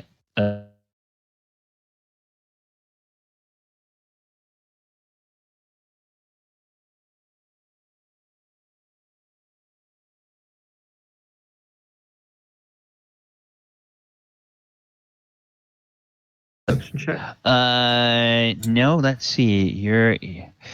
He points it out to you, and because you have been trained with traps, once he points it out to you, you recognize what it is. It looks like somebody has painted a tarp to look the same color as the ground and has scattered some sand over it to make it look like it's part of the path. But you can tell that it's kind of sagging in the middle, like it's covering something. Then and there may not be anything underneath it. Damn, you didn't put any new map on Road 20 yet, right? Because I only see the screen with all 5 of our, or all 6 of our. We're imagining all correct. this. Yeah, that's correct. I did not put a new map up. Okay. Because there's no combat, so there's no need. Yeah, I just want to make sure there's nothing wrong with my server or something. Nope, you're fine. Can I? There's no like perception checks or anything, right? We can't look around, see what's around us, like what resources are around us, like big logs or big rocks or anything. Well, yeah, you can look around, and you're kind of in a wooded area. There's maybe a tree that has fallen over that way, and there's maybe some limbs. But do you guys want to check this tarp out first? I'm throwing a log into it. Oh, okay. All right. So I'm gonna back away from. Excuse me. There's no time. There's no time. Once you've already identified it, I've started launching this log. Okay. Well, you have no time, sir. Then the check that I'm going to ask you to make, Z, is I'm going to ask you to make a strength check. Yeah. I figured that was coming. I'm gonna throw that 15. rock over at. Okay. Ooh. He picked a pretty big log, so he can pick up one end of it, and he starts to drag it over towards the hole. You guys can see what's coming. You can see that he's going to go over, and he's just going to drop the end of this right over this tarp. Does somebody want to give him a hand, or do we just want to all sit there and watch what happens when Z does that? I think I want to back away. Okay. Yeah. I want to back away just to watch him do this. Oh, you pansies! Get over here and help me lift this log. Okay, so you get over there and you drop it, and sure enough, it hits this tarp, and the tarp folds in on itself, and it noses down, and it falls about 10 feet down into a pit that is dug in the dirt, that is 10 feet square and 10 feet deep. Now the path here is a little bit wider, so now that you know that is there, you do have room to take the wagon around this. Do we notice anything in the pit? Or is just now a tarp and a log? It's just now a tarp and a log is in there. Looks like Can I use? Oh, go ahead. okay. Sorry. No, go ahead. Oh. Somebody was going to ask something. I have my what the heck here? Hold on here. My grapple hook. I can hook down there and move things. Maybe lift it up to see if there's anything in there worth. I don't know. Is anything underneath there? Trap. Sure. You guys can.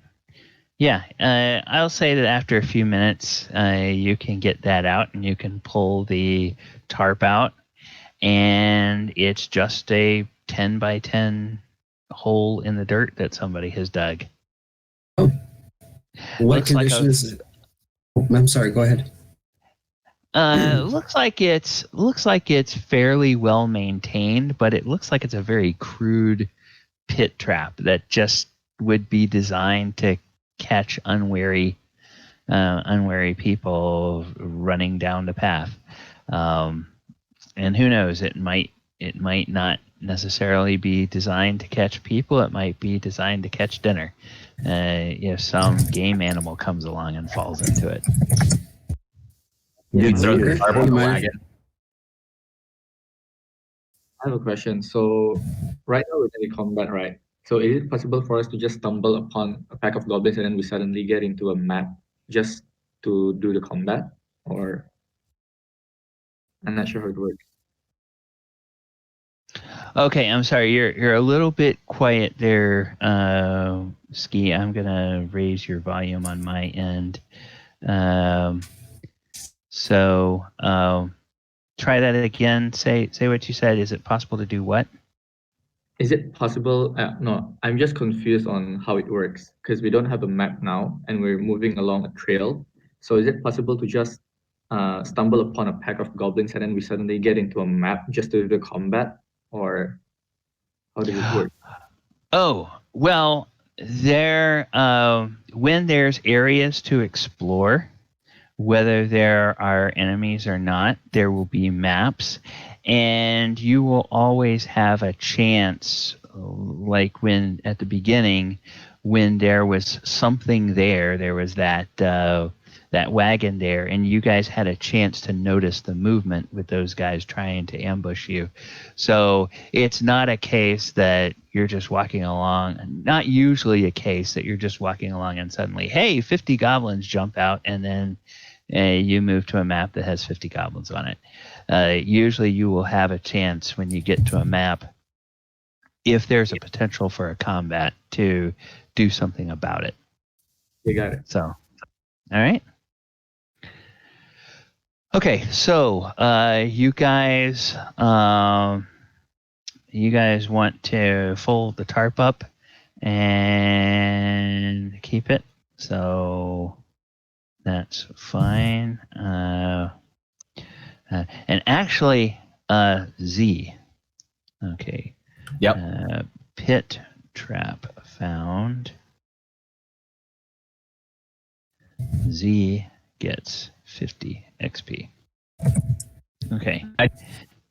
And then I just add that to the total, right? So now I'm add like, that to your total. Yes. Party keeps the tarp. Okay. And I disarmed it by throwing a log in it. Yeah, that's disarm traps 1/2. That's basically the same thing as setting it off. It's a crude disarm there. Yeah, that counts as setting it off in the same way that that Garp set off the other one, in a way that doesn't endanger the party. Oh, I had no idea if it was going to be a danger to the party. I just really wanted to throw something in a pit. Okay, hey, it's D&D. You can do what you want, right? Yeah, Sweet. could have been a lot of snakes in the pit. You never know. Yeah, Mm-hmm. could have been some gosh darn snakes in that gosh darn pit. All right. The next thing that happens, you go about another.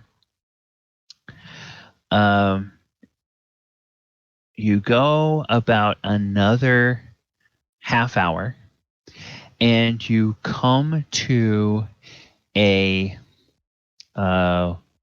clearing, and you see this clearing. On the other side of the clearing, there is a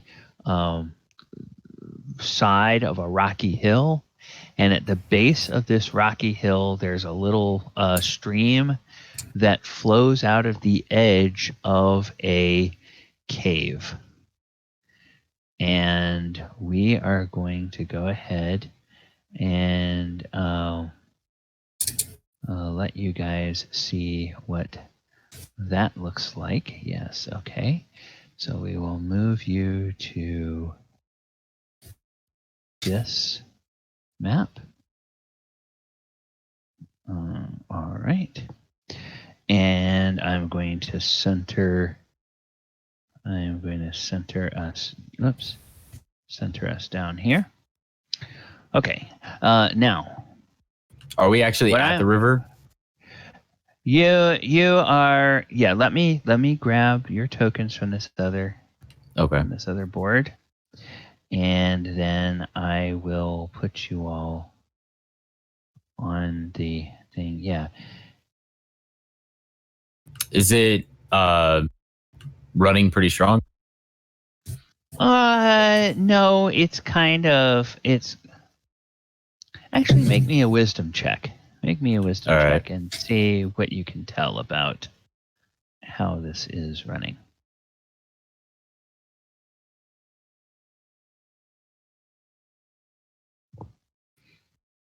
Okay. All right. So you guys should be able to move your tokens around. Okay. Yeah. It doesn't appear to be running too terribly strong. Now,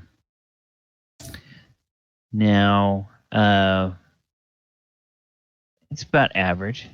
Anybody else that wants to can also make a wisdom check. It's like a waterfall up top, or It looks like obviously it has come down. Yeah, Theolis, there's something you do notice. You do notice, and Tomas, you notice it as well. It looks like the bed of this stream is a little wider than the water running through it. So it's almost like upstream maybe there's some obstruction or something, and not all the water is coming down. Okay. Relay this to the rest of the party. Say, yeah, this looks like it had more water at some point, so we might have to watch out for washouts. am I upstream or am I downstream? My character location. Okay. For Z. a couple of sessions. Okay, Z. Z, you are upstream. Theolis is downstream. Can I see anything through this cavity? Do I need to do another check?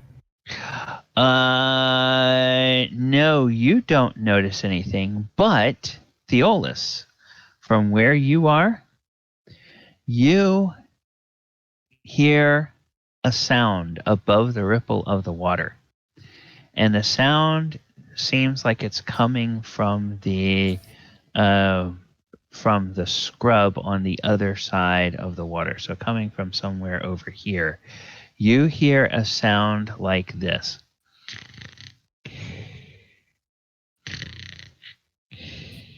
Hey guys, I think we got company.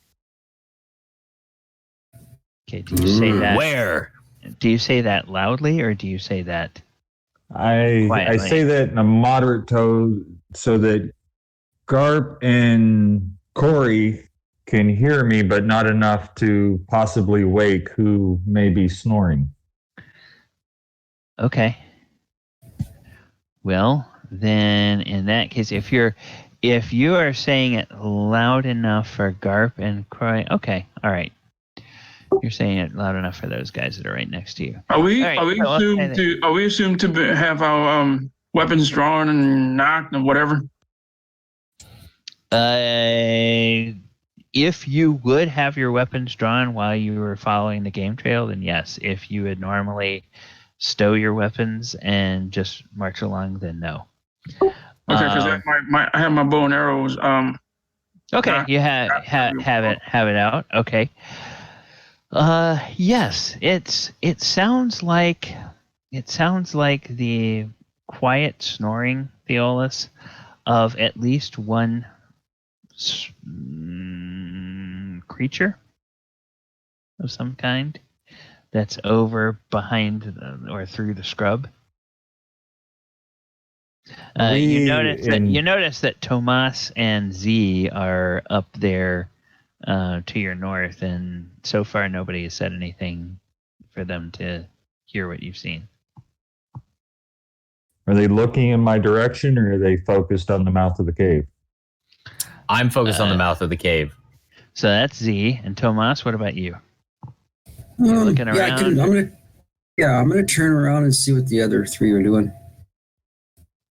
Okay, Tomas turns back and looks at you, Theolis.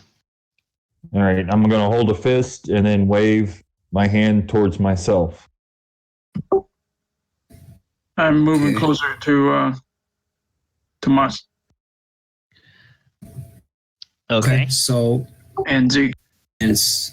So he obviously wants me to come back that way. So Okay. Z is still fascinated by the cave mouth. Yeah. Did you want to? Wait, where's the cave? Where's the cave at? Can someone ping?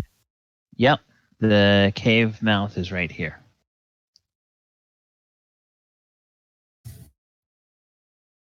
I'm gonna try to walk as quietly as I can and over by Theolis.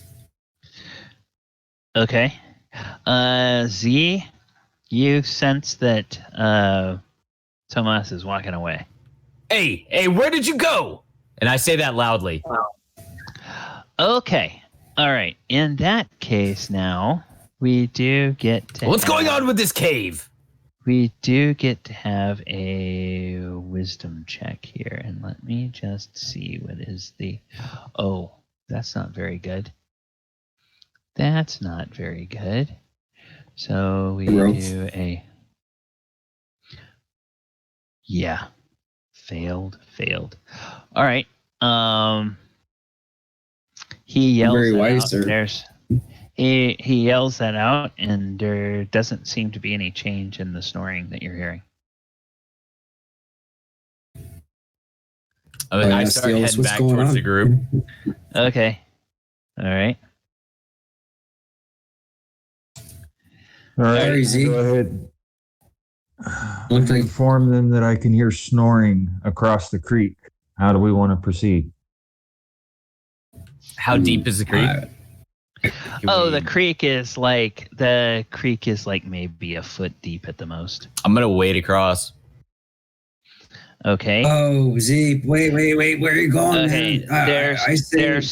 There's thick brush here. You can't push through that. All right. If you want to go across, you'd have to go across Well, I'm gonna. here. Well, he's saying to wait, so I was waiting. I got across, but I'm like waiting on the shore, not trying to push through or nothing. I say, Okay. do we want to let sleeping dragons lie? Do we want to wake this thing up? It's snored. Dragons are easiest killed when they're sleeping. What are you thinking? Well, what are you thinking? Going to rush right over there? Let's sneak in. All right. So, Corianthus, you are heading over here, and when I'm exactly where I'm at. Yep. When you head over here, what you see is the forms of two goblins. There is a stone jug that looks like it probably had, it's laying on its side and nothing is coming out of the jug. So it looks like it probably did have some kind of spirits in it, but it is now empty. And these two goblins are sort of sitting in what looks to be kind of an outlook or an outpost, but they have fallen asleep from drinking, and their weapons are just laying on the ground beside them. How many goblins do I see? You just see the two. Am I currently is Z able to see these as well, or is it just Core? The bushes are a little too high, so you would have to kind of get behind. Even for me being 6'7"? Yeah. Okay. This is a case where somebody cleverly created a blind, but then in order to use it properly, you have to have people that are smart enough to use it the right way. And the people that they decided to put out here got drunk and fell asleep.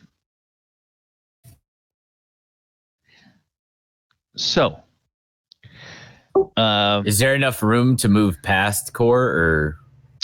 Yeah, the way I've always played it, and because it's a rule in some editions and it's not a rule in other editions, is that if it doesn't say otherwise, you can move through an ally space, but you just cannot stop in an ally space. Because basically you can like squeeze past your ally. Or if your ally moves back and makes room for you. I noticed Core move off. I noticed Core move off to the side.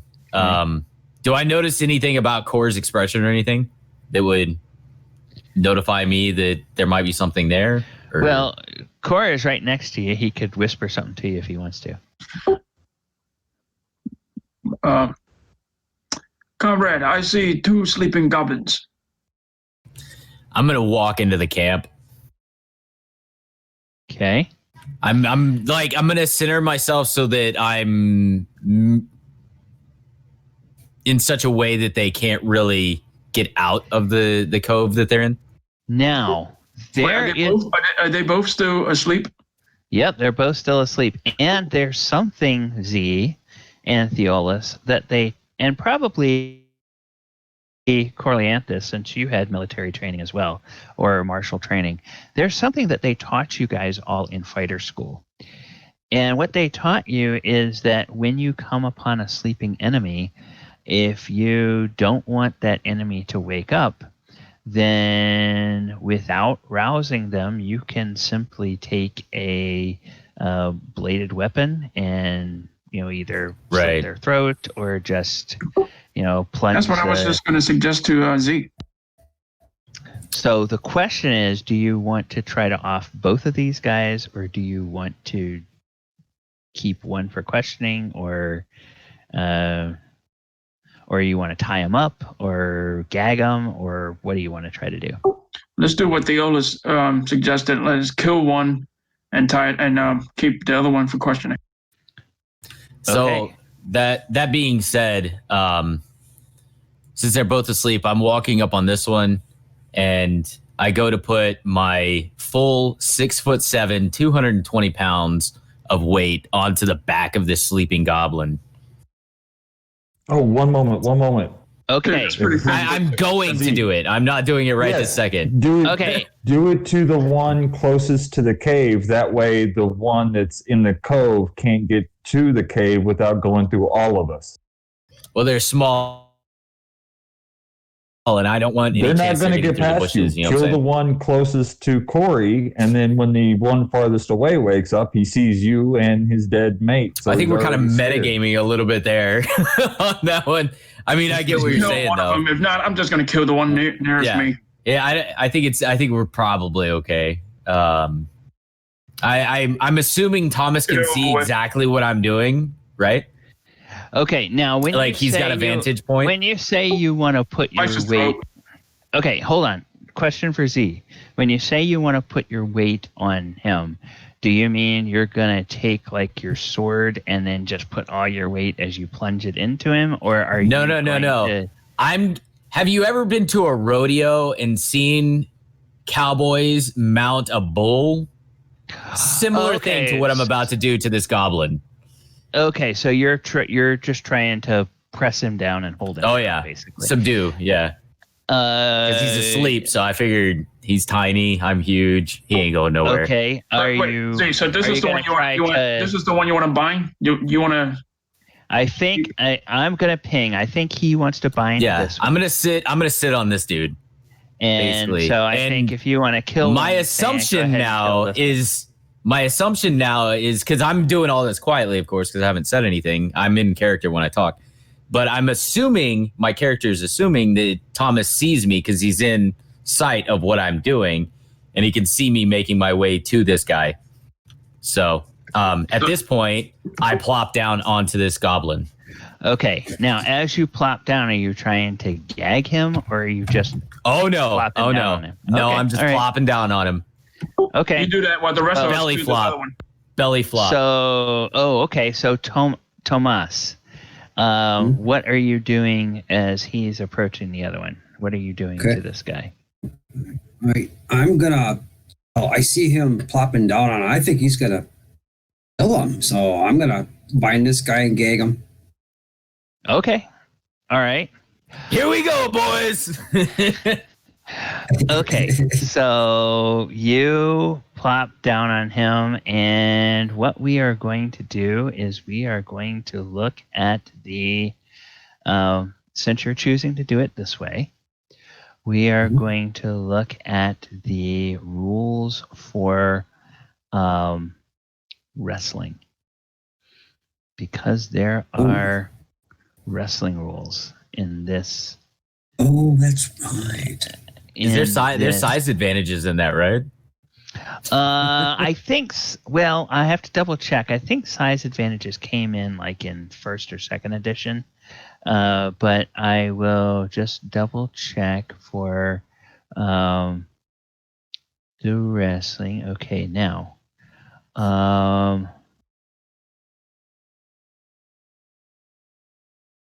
Okay.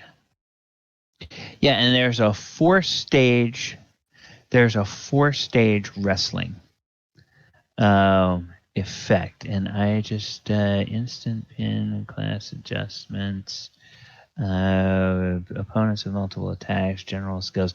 Okay, there's nothing in this set of rules about size, but there is an optional rule for instant pin. So what I would like for you to do, I would like for you to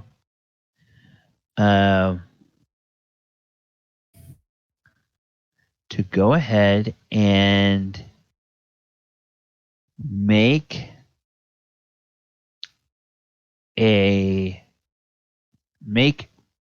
roll 2d20 and add the total together. Oh, you're talking to Z? Yeah, to Z. Okay. So 9 and then roll again. 9, that's 18. Okay, so this guy is asleep.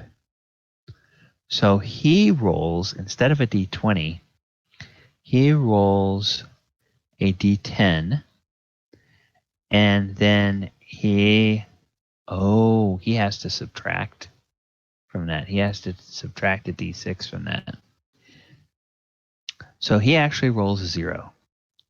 So you beat his roll by 18. You get an instant pin. Yeah. So basically, where are you going, little goblin?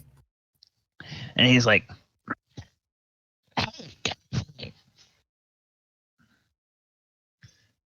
nasty creature. All right. And then he says, hey, you guys, we got intruders. He starts yelling. Hello, shut him up, shut him up. I just woke up the goblin. At the same time, I guess I'm gonna push, since I've got an instant pin on him. I'm gonna push his face into the dirt. Okay, he gets one cry off before you push his head into the dirt, and then he is going to, and then he winds up being silenced.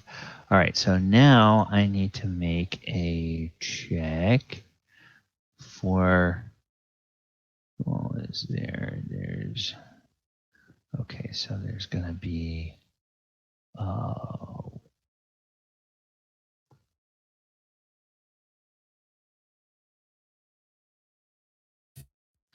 and then this is, okay. So they get that roll.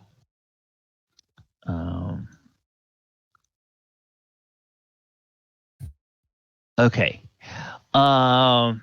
He yells, and what you hear, Garp and Coriolanus, you hear it really clearly. What you hear coming from inside the cave is you hear 2 deep-throated growls. Sounds like animal growls. Be ready. There are animal growls coming from deep inside the cave. Okay, so Tomas, you tied up Vergelk and Gagged him as well. And then Z, you have Biggest pinned. Can I go ahead and rope him up as well? Yeah, you can go ahead and all right, tie him up. He's roped and gagged. Okay. All right. Can I? You're coming with us, Goblin. And he's like, Since he's small, can I like strength check and carry him like sure. on my shoulder or something? Okay. Do I strength check or am I just? It's assumed that I can pick up a goblin. Strength check and just don't fail really badly. Easily. You can carry this guy in one hand. So I have shouldered this goblin and I'm coming up and I'm standing basically in the river. I'm gonna potentially feed this goblin to whatever animals are coming. Garp and Corlanthus, go ahead and make me wisdom checks to see what you can discern. You hear that there's animal noises, but what you can discern about it. Okay. Nice fashion statement, Z. Yeah. You like this? It's so fall. Garp, you hear the sound of heavy chains along with those animal growls. It sounds like something is like, moving around and dragging a heavy chain with it in there. Rock Tros, let's get out of here. Just kidding. Just kidding. I related, and then Not sure what they are. I related information to see that there's something huge and is chained.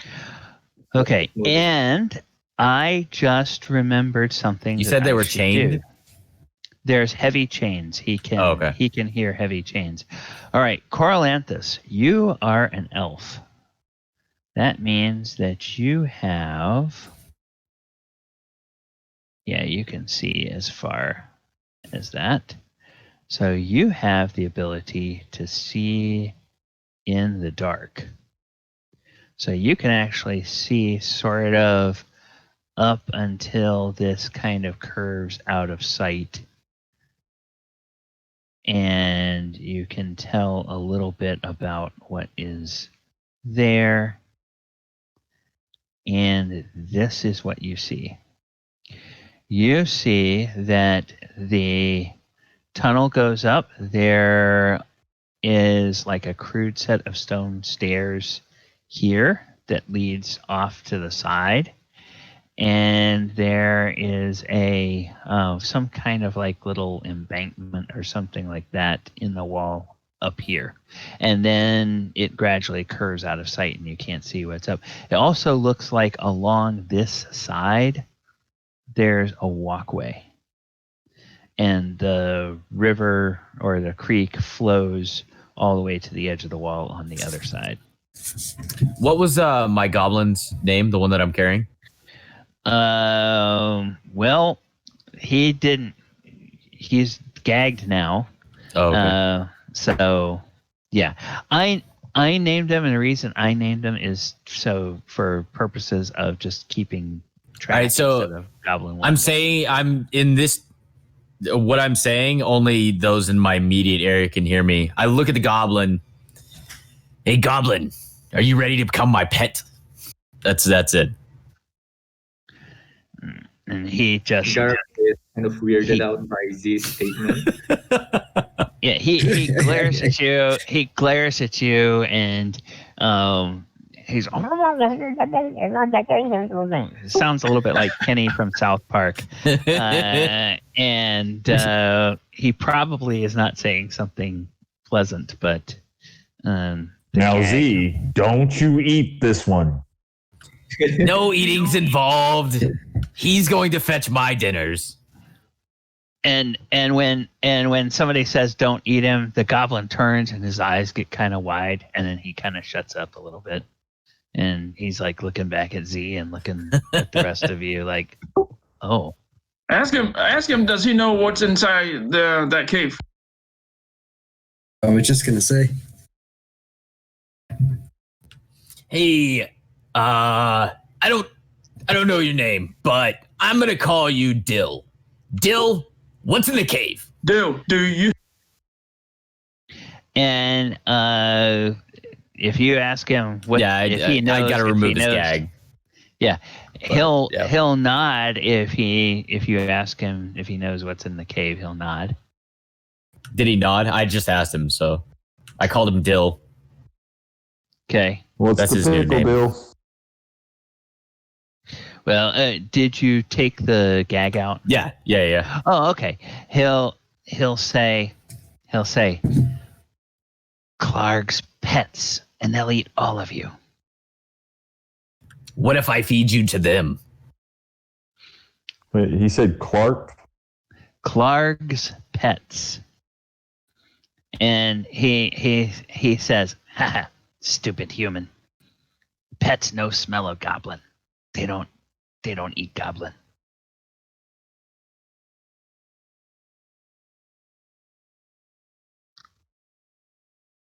Well, if they don't smell goblin, we kill the goblins. We rub ourselves with goblins. I say this jokingly, but half serious. I kind of take it seriously. Not a bad idea. And I look at Dill. No. Don't kill. Let me go.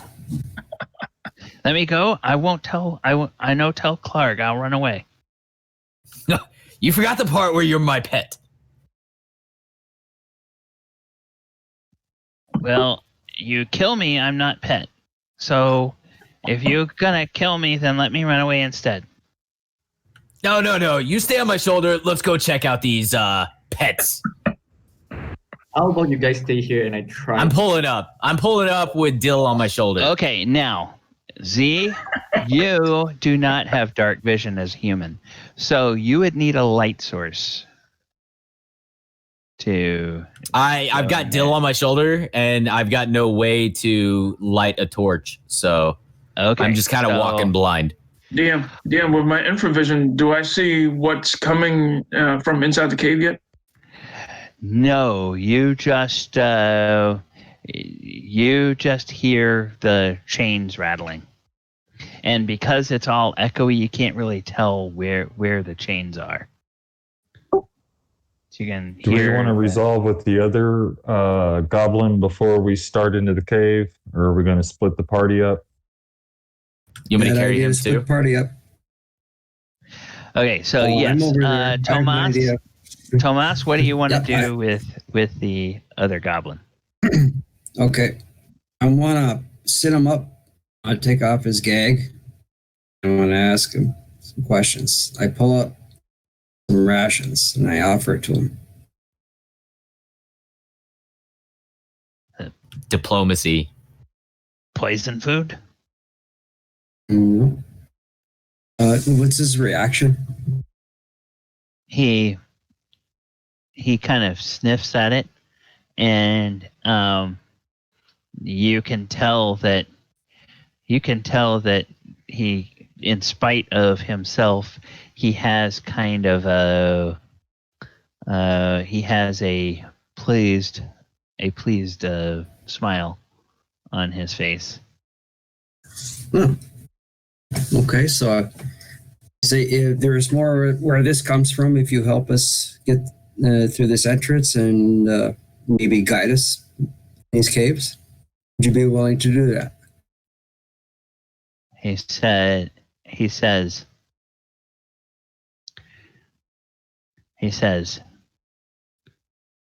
well, if you kill Clark, my best friend can be leader.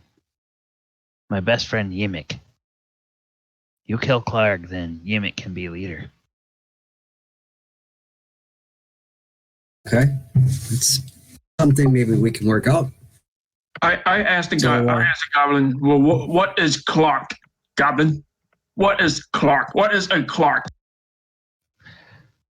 Clark. Big.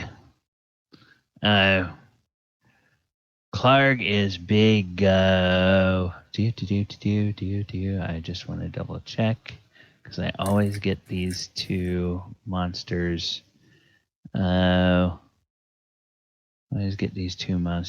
Mixed up. Yes, Clark is bugbear. Oh, bugbear. Okay. I turned worried to Theolis. I don't know about what you know about these bugbears, but I hear they are badass. You think they're the Theolis? Theolis. Yep. Theolis, did we lose? No, I'm here. Okay. I was trying to look. I'm not familiar with what was it called, a bugbear. So, what kind of role would it be to question the party, or thinking to myself about trying to recall what a bugbear is? Make an intelligence check and see if you remember anything about bugbears. Okay.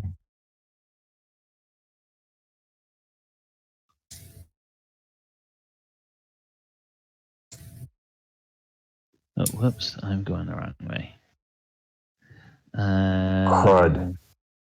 If okay. the object is to go low, then I think I bumped it. Yeah.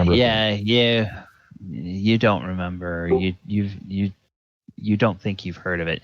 So let me make a check too, since elves live in the forest.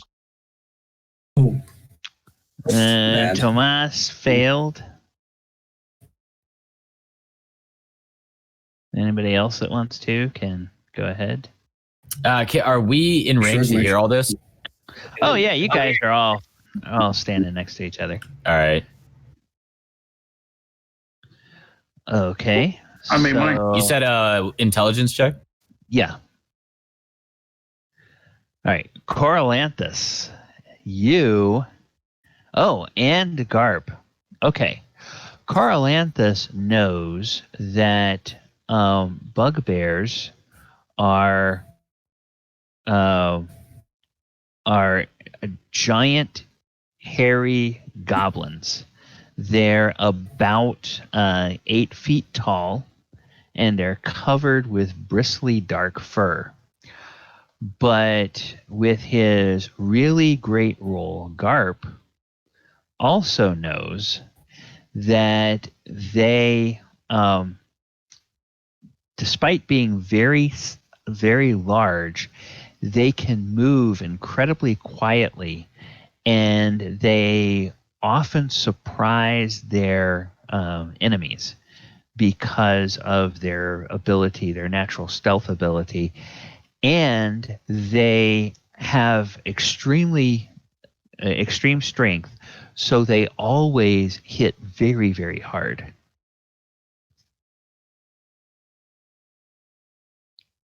okay. So I say between the two of you, badass. that's yeah. Mm-hmm. All right. I have regagged Dill, by the way. Okay, all right. So I open my eyes in surprise, and then I start telling Z and Theolis, who are closest to me, of the information I know of a bugbear. okay. So yes, you guys get that. Bit of information there. I'm trying to find a good thing to put on this guy to remind us. Core, you have the good eyes. Get into position and see what you can see down this cave.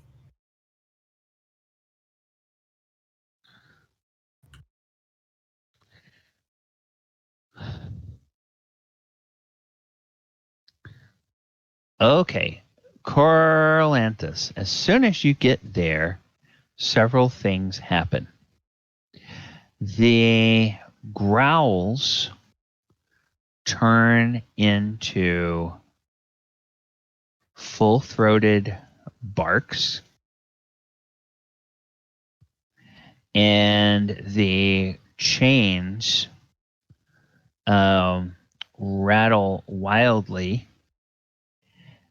as you see 3 wolves that have iron collars around their necks, and those iron collars are connected to very heavy but short chains that are in turn on the other end driven in, tied to stakes that are driven into the ground behind here, and the three of them just leap up and they start straining at their chains, and they start barking at the top of your lungs when they see you. And you're pretty sure that anything in this cave can probably hear that barking because it's very loud.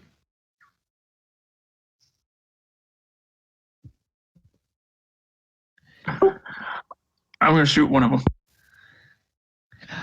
Okay. You right now. Do I see this as well, or is it only him? I assume only him, right? Okay. Question for all the humans. Do any of you have torches or a light source? I do, but I'm holding a goblin and a sword, so. Well, I mean, you all have torches, but have any of you bothered to light a torch? No. Okay, then the answer to your question is no. Only the elf can see what's going on. Okay. At this point. But they can hear. They can hear the rest of the Oh water. yeah, you can hear. And then I never heard whether Verdelk got his gag put back on. So this guy, if he did not get his gag put back on, he is like, "Oh, Clark's pets know you're here. Bad. Yep. Better run while you can." Oh no, we're not gonna run. We were gonna go in. I asked him, "Is there anything you can tell me about what I just heard? Those chains sound like they're gonna try and hold something really, really bad. That we. Is there anything you can tell me about them?" Clark's wolves. Clark's wolves. Okay. Like the bugbears. Yep. It's tough. Bugbear's pet wolves. He has 4. He has 3. He keeps chained up near the entrance, and the biggest one he calls Ripper. He keeps that with him. Okay. All right. So if we make a deal, we should just hitch tail and retreat, run back where we came from. we should.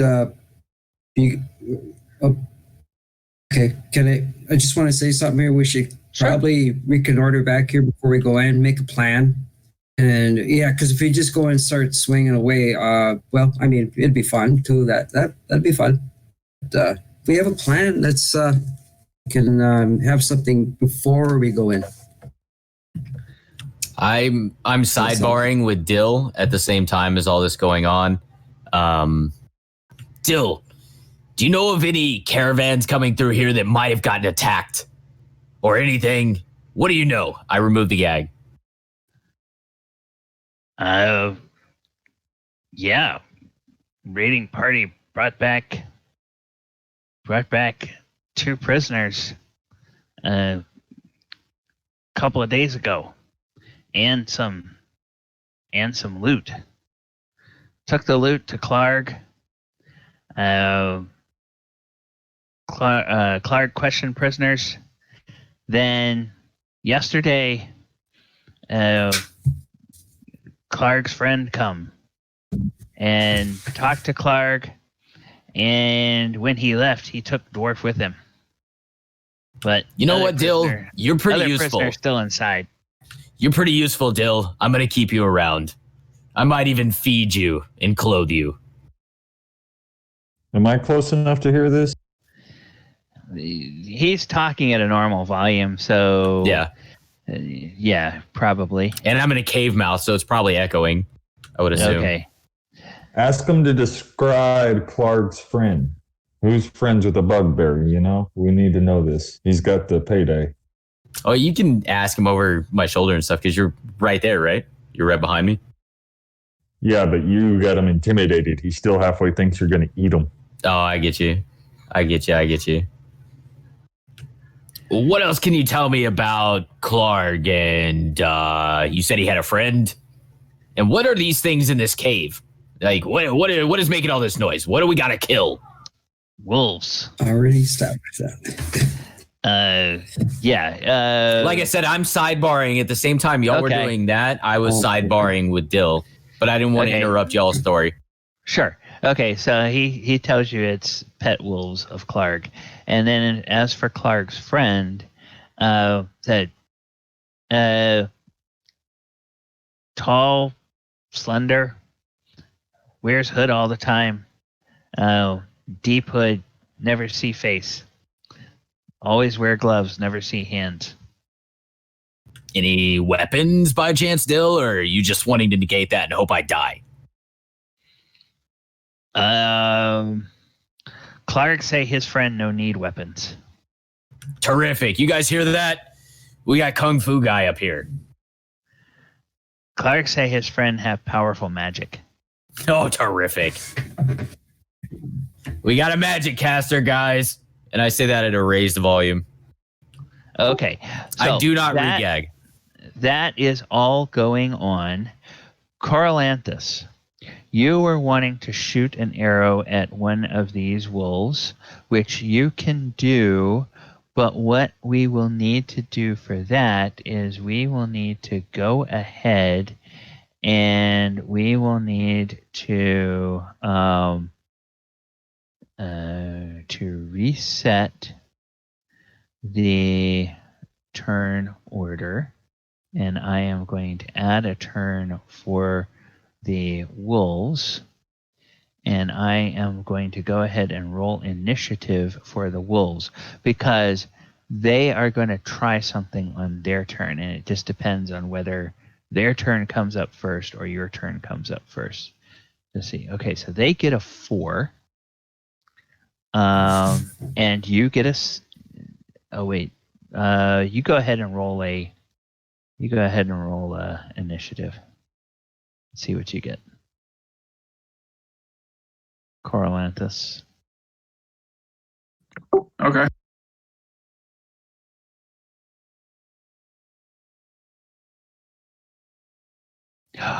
Four. Okay, so this will all happen simultaneously. So let's go back to the order of combat. And on morale, they succeed their morale check because nothing really has changed. They see an enemy, but they haven't been injured. Movement. They are going to try to move, which means that they need to make some strength checks. So there's 3 of them, and they each have to make a strength check, and they have to succeed by a certain margin. So I will just go ahead and roll for them here. Okay.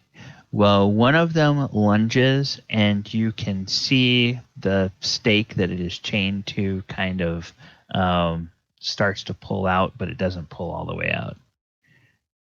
Oh, second one. It does pull its stake all the way out.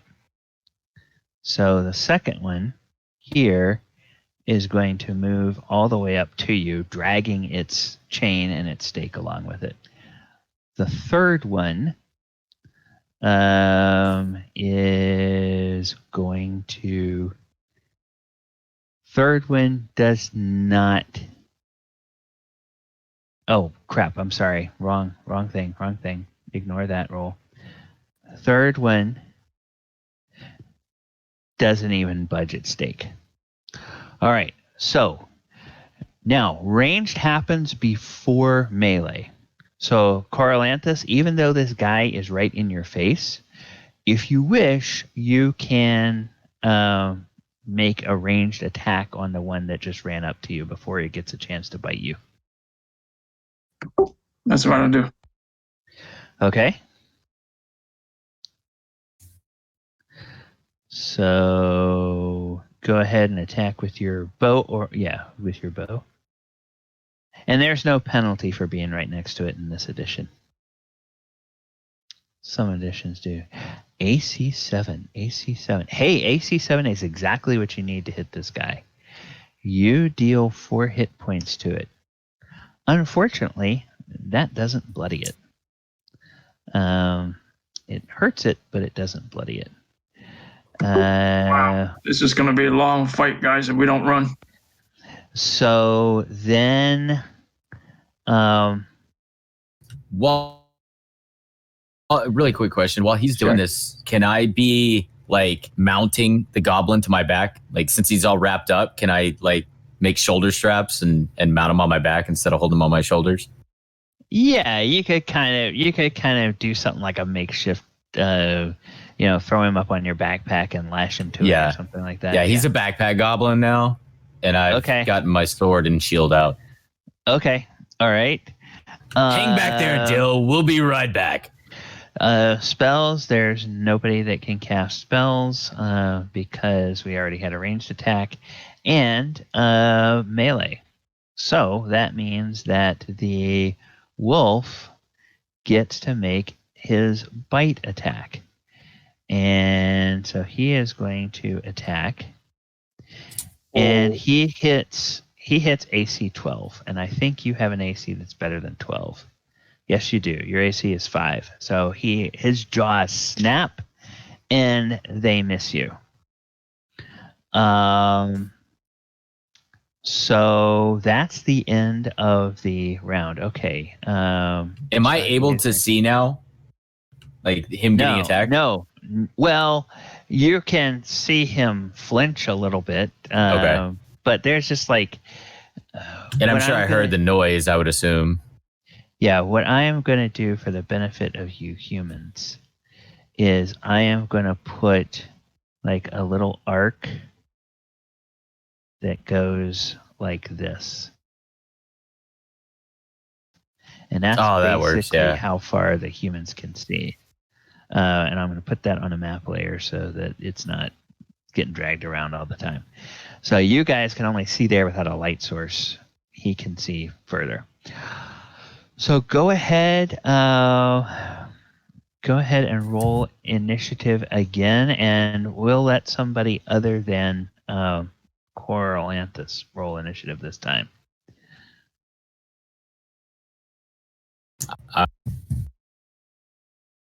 There's somebody who hasn't rolled initiative. I'll say I've already done it, so somebody else go for it. Yeah, well.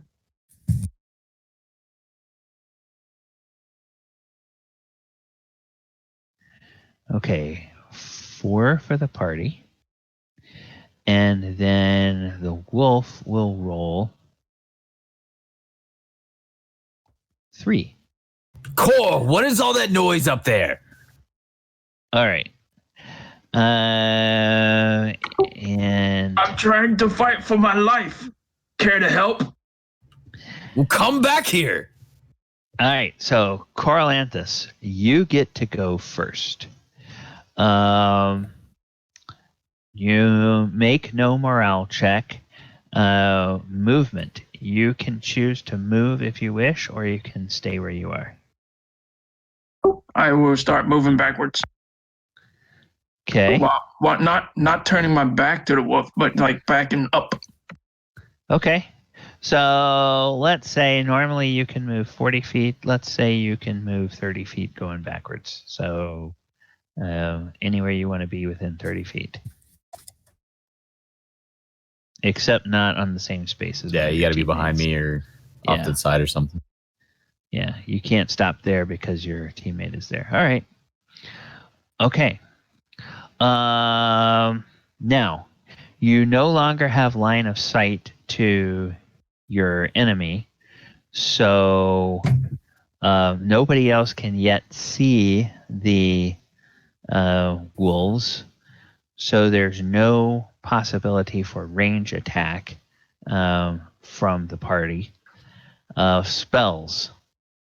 Again, nobody can see the enemy, so there's not many spells. Let me take a look at I'm going to take a look at your spell book and see what you have prepared for the day. Okay. Spells wise, during that section, could I ready a torch and throw it in?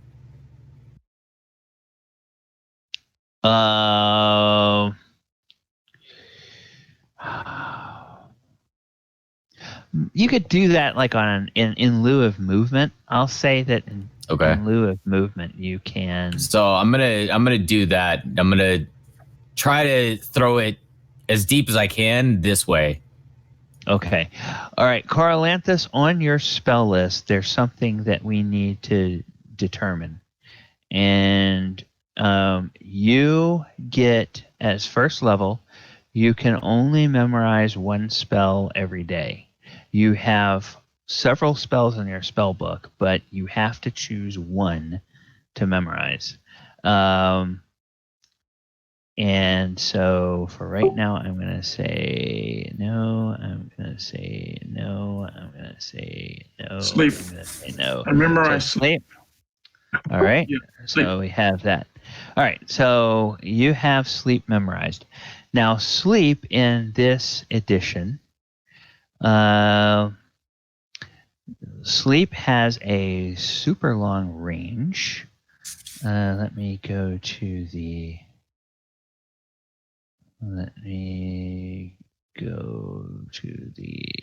magic, spells and spell casting. We'll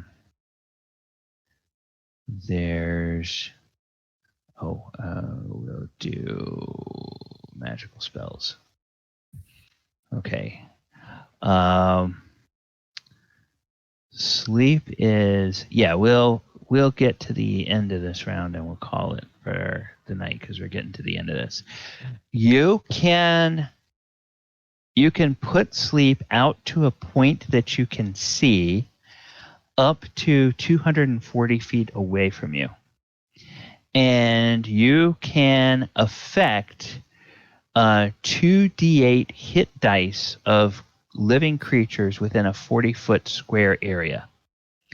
So you have enough range that you can put that 40-foot square area beyond your party, but because you kind of have a general idea, you could put it in an area where all of those wolves were.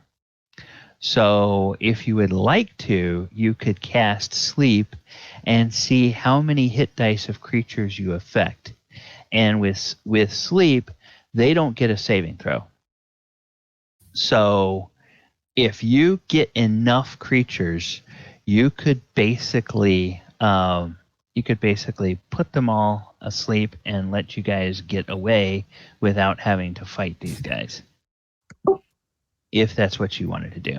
Yes, I do want to do that. I'm going to try that. And then, wait, so if we don't kill them, we won't get the experience point. If you defeat them, you get the experience points. But if I put them to sleep, do we get experience points? Yes. That would be defeating them. Okay. Then you got experience for all 4 of the goblins that you faced earlier.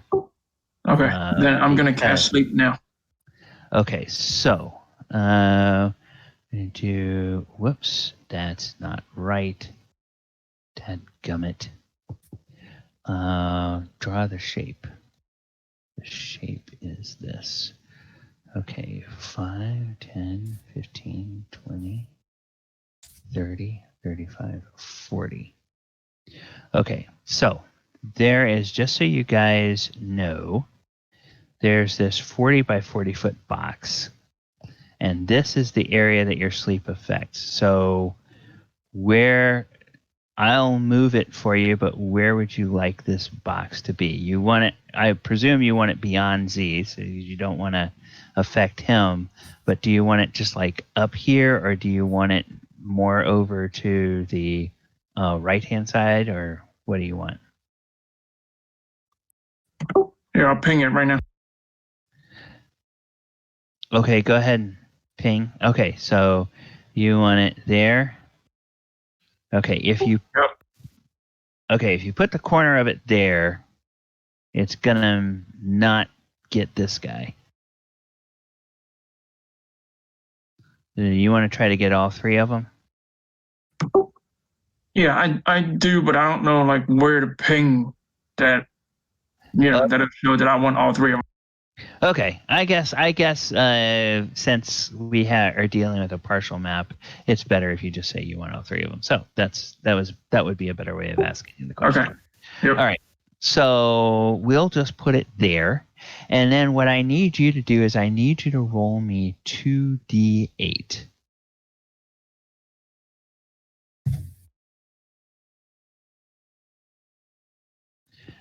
And so 11. So you can affect 11 hit dice worth of creatures. And let me see. I've got to look and see in this edition how many hit dice wolves are.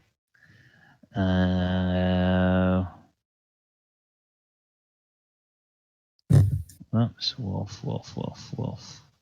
Wolves are 2+2 hit dice.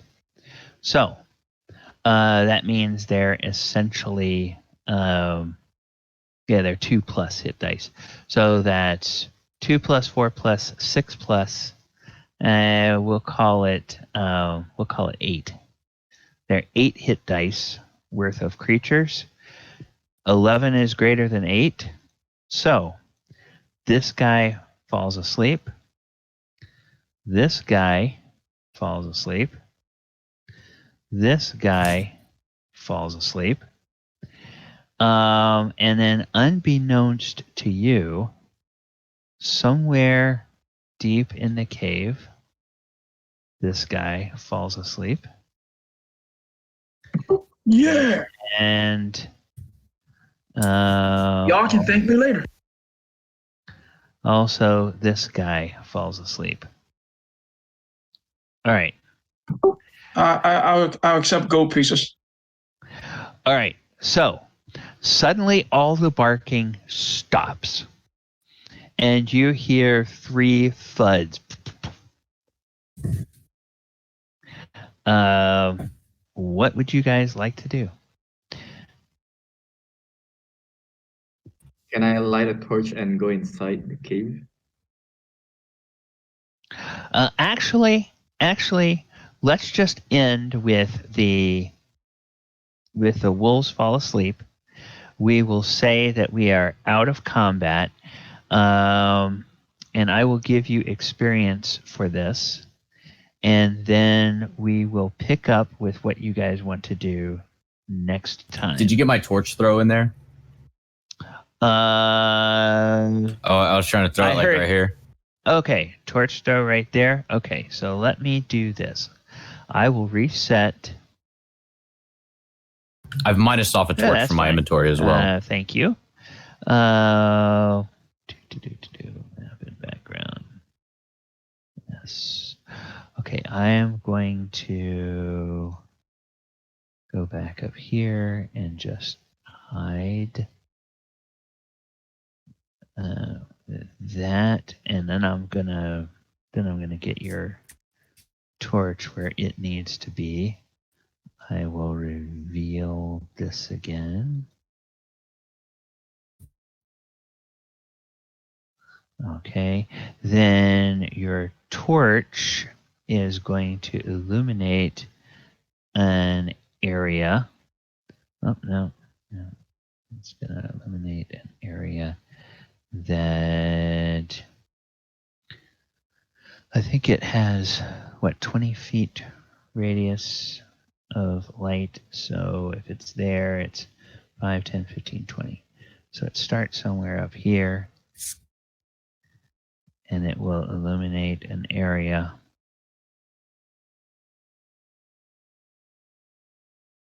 like that. So you guys now can see that.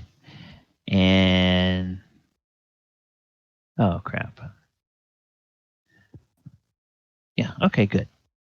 That works. You guys can see that now. Yeah. So your torch is there. We're there. I owe you guys some experience for your party treasure. Okay. So I'm going to edit this. I'm going to say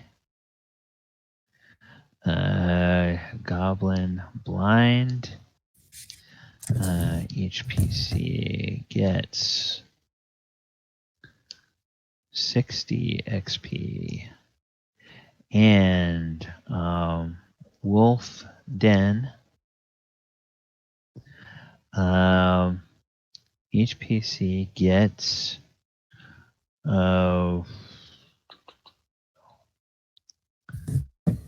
let me see. The wolves are that. Okay, so each PC gets 125 XP, and Coriolanthus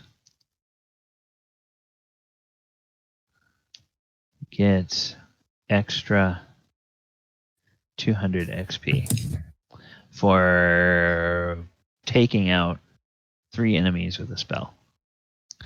So, everybody add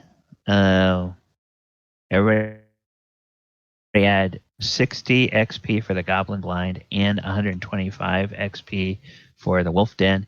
Coriolanthus, in addition to that, give yourself 200 XP for successful spell use. Or a spell that basically got you out of an encounter. So, well, that is your bonus there for that. Yeah. Okay. All right. That is going to end the session for tonight. Hope you guys had some fun exploring this old rule set. I am pretty sure that as we go along, things will get a little easier. But every time we come up to something new, there's going to be a little bit of seeing how the rules work. And I think it's kind of an interesting combat system when the initiative can change from round to round, and everybody on the team has to do, the different things they want to do in order. So that should hopefully be very interesting. This edition of the game is somewhat unforgiving. There's a lot of saving throws that are save or die in this edition, as opposed to later editions where it's save or take a few XP. So I just want everybody to... That's a second reason I wanted to start with pre-generated characters, is everybody should not feel bad if you lose a character or two along the way. And you can just grab a new pre-generated and we will set you back up. I will let you transfer over loot and experience points when you have to get a new character. So you won't lose that progress that you've made. But we will treat it like, oh, that character got killed during the adventure, and hey, this new guy came along and joined you. So that you can sort of see how that goes. And it's nice with pre-generated characters because then you haven't worked so hard on creating a backstory and getting really attached to it and all this kind of stuff because, oh, okay, it's just another pre-gen. And there's even a lot of players that I've talked to that say back in the day they would never even give their characters names until they got to like second or third level because it was so easy for them to die. And it's like, okay, yeah, he's just fighter 1. Oh, he died. Now he's fighter 2. And sorry guys, I really got to drop. All right. Okay, we're wrapping up. You're not going to miss anything. We're doing this next weekend? Next weekend, the plan is every Saturday from 7 p.m. to 10 p.m. Eastern. Okay. All right. See you guys next weekend. All right. Take care. All right. Bye. Yeah. And rest of the players, thank you very much for coming and hanging out. And I think we've had a viewer on the stream tonight, so thank you for hanging out with us. And I have noticed that the sessions that we're playing now in the other games on Twitch, they're getting, a handful of views during the week. So we might get some people that have stumbled across the channel and go, "Oh, hey, there's a new game on Saturday night. Let me take a look at that." I was up to like 7 tonight, so. Oh, okay. All right. So you've okay, you're also streaming it. Great. Yeah. Okay, wonderful. Wonderful. Well, thank you guys again. Like I said, we will come back next Saturday night. And just remind me, who is doing a stream? Is that Z? Okay. Z, is there anything before I cut off the stream here? Is there anything that you want to announce about what's coming up this week between now and next Saturday that people who are watching your channel might be interested in finding out? What do you mean? Anything that you have scheduled, any streams that you have scheduled? I stream 6 days a week, Tuesday through Thursday, 6:30 a.m. is when I start, and then Friday I do a kid stream where we paint minis with my kids, like miniature D&D figures. Nice. Saturdays I do this, and both of those, Friday and Saturday at 6 p.m. Central, and then Sunday I stream at 10 p.m. Central, 10:30 p.m. Central with my wife, and we're building a Gundam model right now. We plan on doing like puzzles and playing like Fall Guys and stuff like that. So that's about it. And if you are in the chat on Twitch, go ahead and put your Twitch channel, or I will put your Twitch channel. What is your Twitch channel? Put it in the chat for Roll20 for me, and then I'll type it into the chat on the Twitch. And if I haven't done so, I will go ahead and follow you as soon as I stop the stream. There you go. Okay, go Z-Man. All right. All right, let's do this. Oops. Then we'll do this. Follow our player Z at... Okay, there we go. And then... is anybody else do any streaming or anything online that they want to let people know about who may watch this during the week? All right. Well, thank you guys for coming and playing. I hope you enjoyed. I did have one question. See you back here next week. Was the goblin that I have, Dill, is that the goblin that Tomas's goblin was referring to about wanting to be the leader, or is that a different goblin? No. Okay. He gave a name, and the name he gave is Yimik. Okay. So there you go. Add that to your list, Thomas. The name Yimik. Good. And then the goblin's name that I'm dealing with is. Okay. I guess if you guys ask them. Nope, mine's Dill. Okay. Okay. Goblins' names are Dill. So call him Pickle. Z and Vridgelk. Nope. Vridgelk. Okay. So the one you have been talking to is called Vridgelk. And then Vridgelk's friend is Yimik. Okay, so next session, I'd like to finish my I had like a little act I was going to make with this how do you say it? Vridgelk. Yeah. Yeah. Oh. Yeah, you can do that. Okay. Now, sounds good. Keep in mind, and we'll recap this when we start next week. Keep in mind that there was like a big alarm raised. You've dealt with these guys, but you don't know how many other people are in here. You know that there's at least a bugbear and another wolf and more goblins. So you guys can decide whether you want to run off and regroup and come back later, or whether you want to keep pressing ahead. Because right now, I think by luck of the dice, nobody's been injured yet. So Right? good for you guys.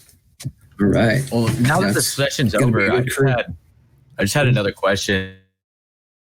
And like more for the group, I guess. Everybody here, since I'm new to D&D, how do we not like meta game? You know,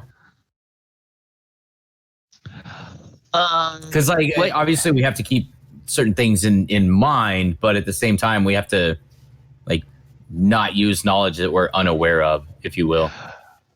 What we can do, and what I will try to do if I get a sense that you all are metagaming, or if you feel like you are metagaming, we can always throw it to an ability check.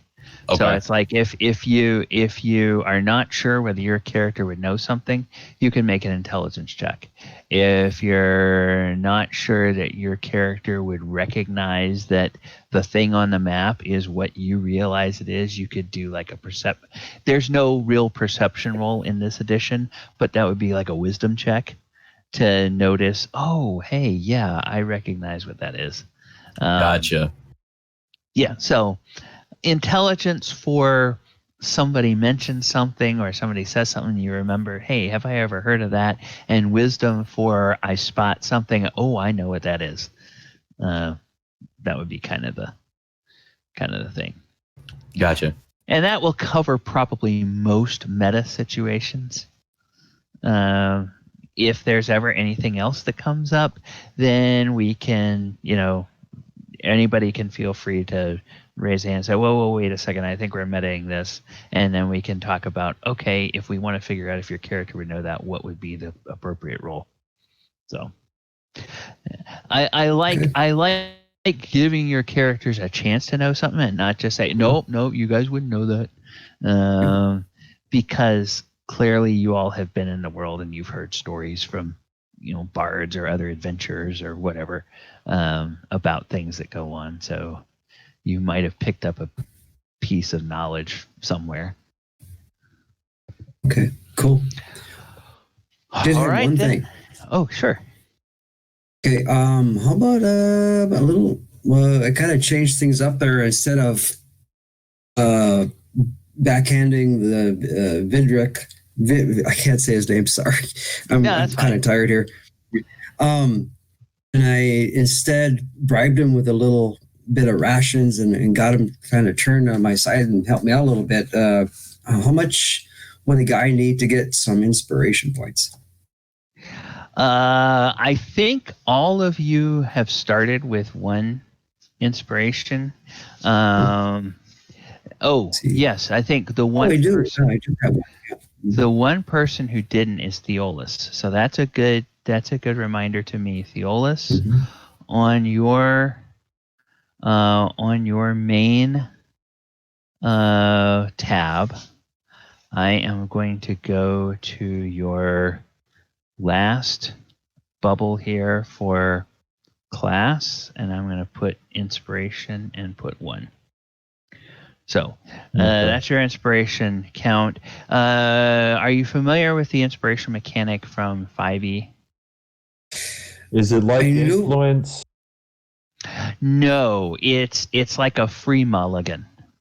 So I decided, since these are old rules and there are some pretty harsh consequences for things, I was just going to give everybody a free mulligan at the beginning. If you roll a d20 and it's a bad result, you can cash in your inspiration and roll a d20 to replace it. Basically, in that case, you get to choose the better of the two. Right. Saving throw, if you will. If the first one is bad, yeah. If the first one is bad and the second one is equally as bad or worse, well, you wasted the inspiration. But chances are, if the first one is bad, the second one is going to be better. So. Okay, great. Thank you. Yeah. All right. Now, well, Other than the 204 experience points from the Goblin encounter, what was the other experience point cash out, or was that only for Corey's character? No, it's on the party treasure, and if you look in your journal, you should see the party treasure sheet. So, yeah, so there's a special award for only Garp, a special award for only Z, but for the Goblin Blind, everybody gets 60, and for the Wolf Den, everybody gets 125. Corlanthus is the one that gets that extra 200. Right, and we put that in under the prime requisite XP total. That you put that. Yes, you add it. You add that to the same bubble where the 204 is. So you might need to use the calculator function on your computer to. Okay, I see what you're saying. So it's just the one total then from next level. So the 3 different experience slots don't really matter. It's just one experience bar across the top, unless there's companions would use the other 2 experience slots. Yeah. Okay. Now the XP next level, I wouldn't change it. I would just always keep that. Keep that at 2,000. And then add your experience in this middle column where the 204 is. Just keep it, because when your experience total gained equals the next level, that's when you know you've reached the next level. So you want to keep going until you get at least 2,000 experience points. Gotcha. In that middle level. Yep. Okay. Well. Good night, everybody, and I will talk to you all next week. Good night.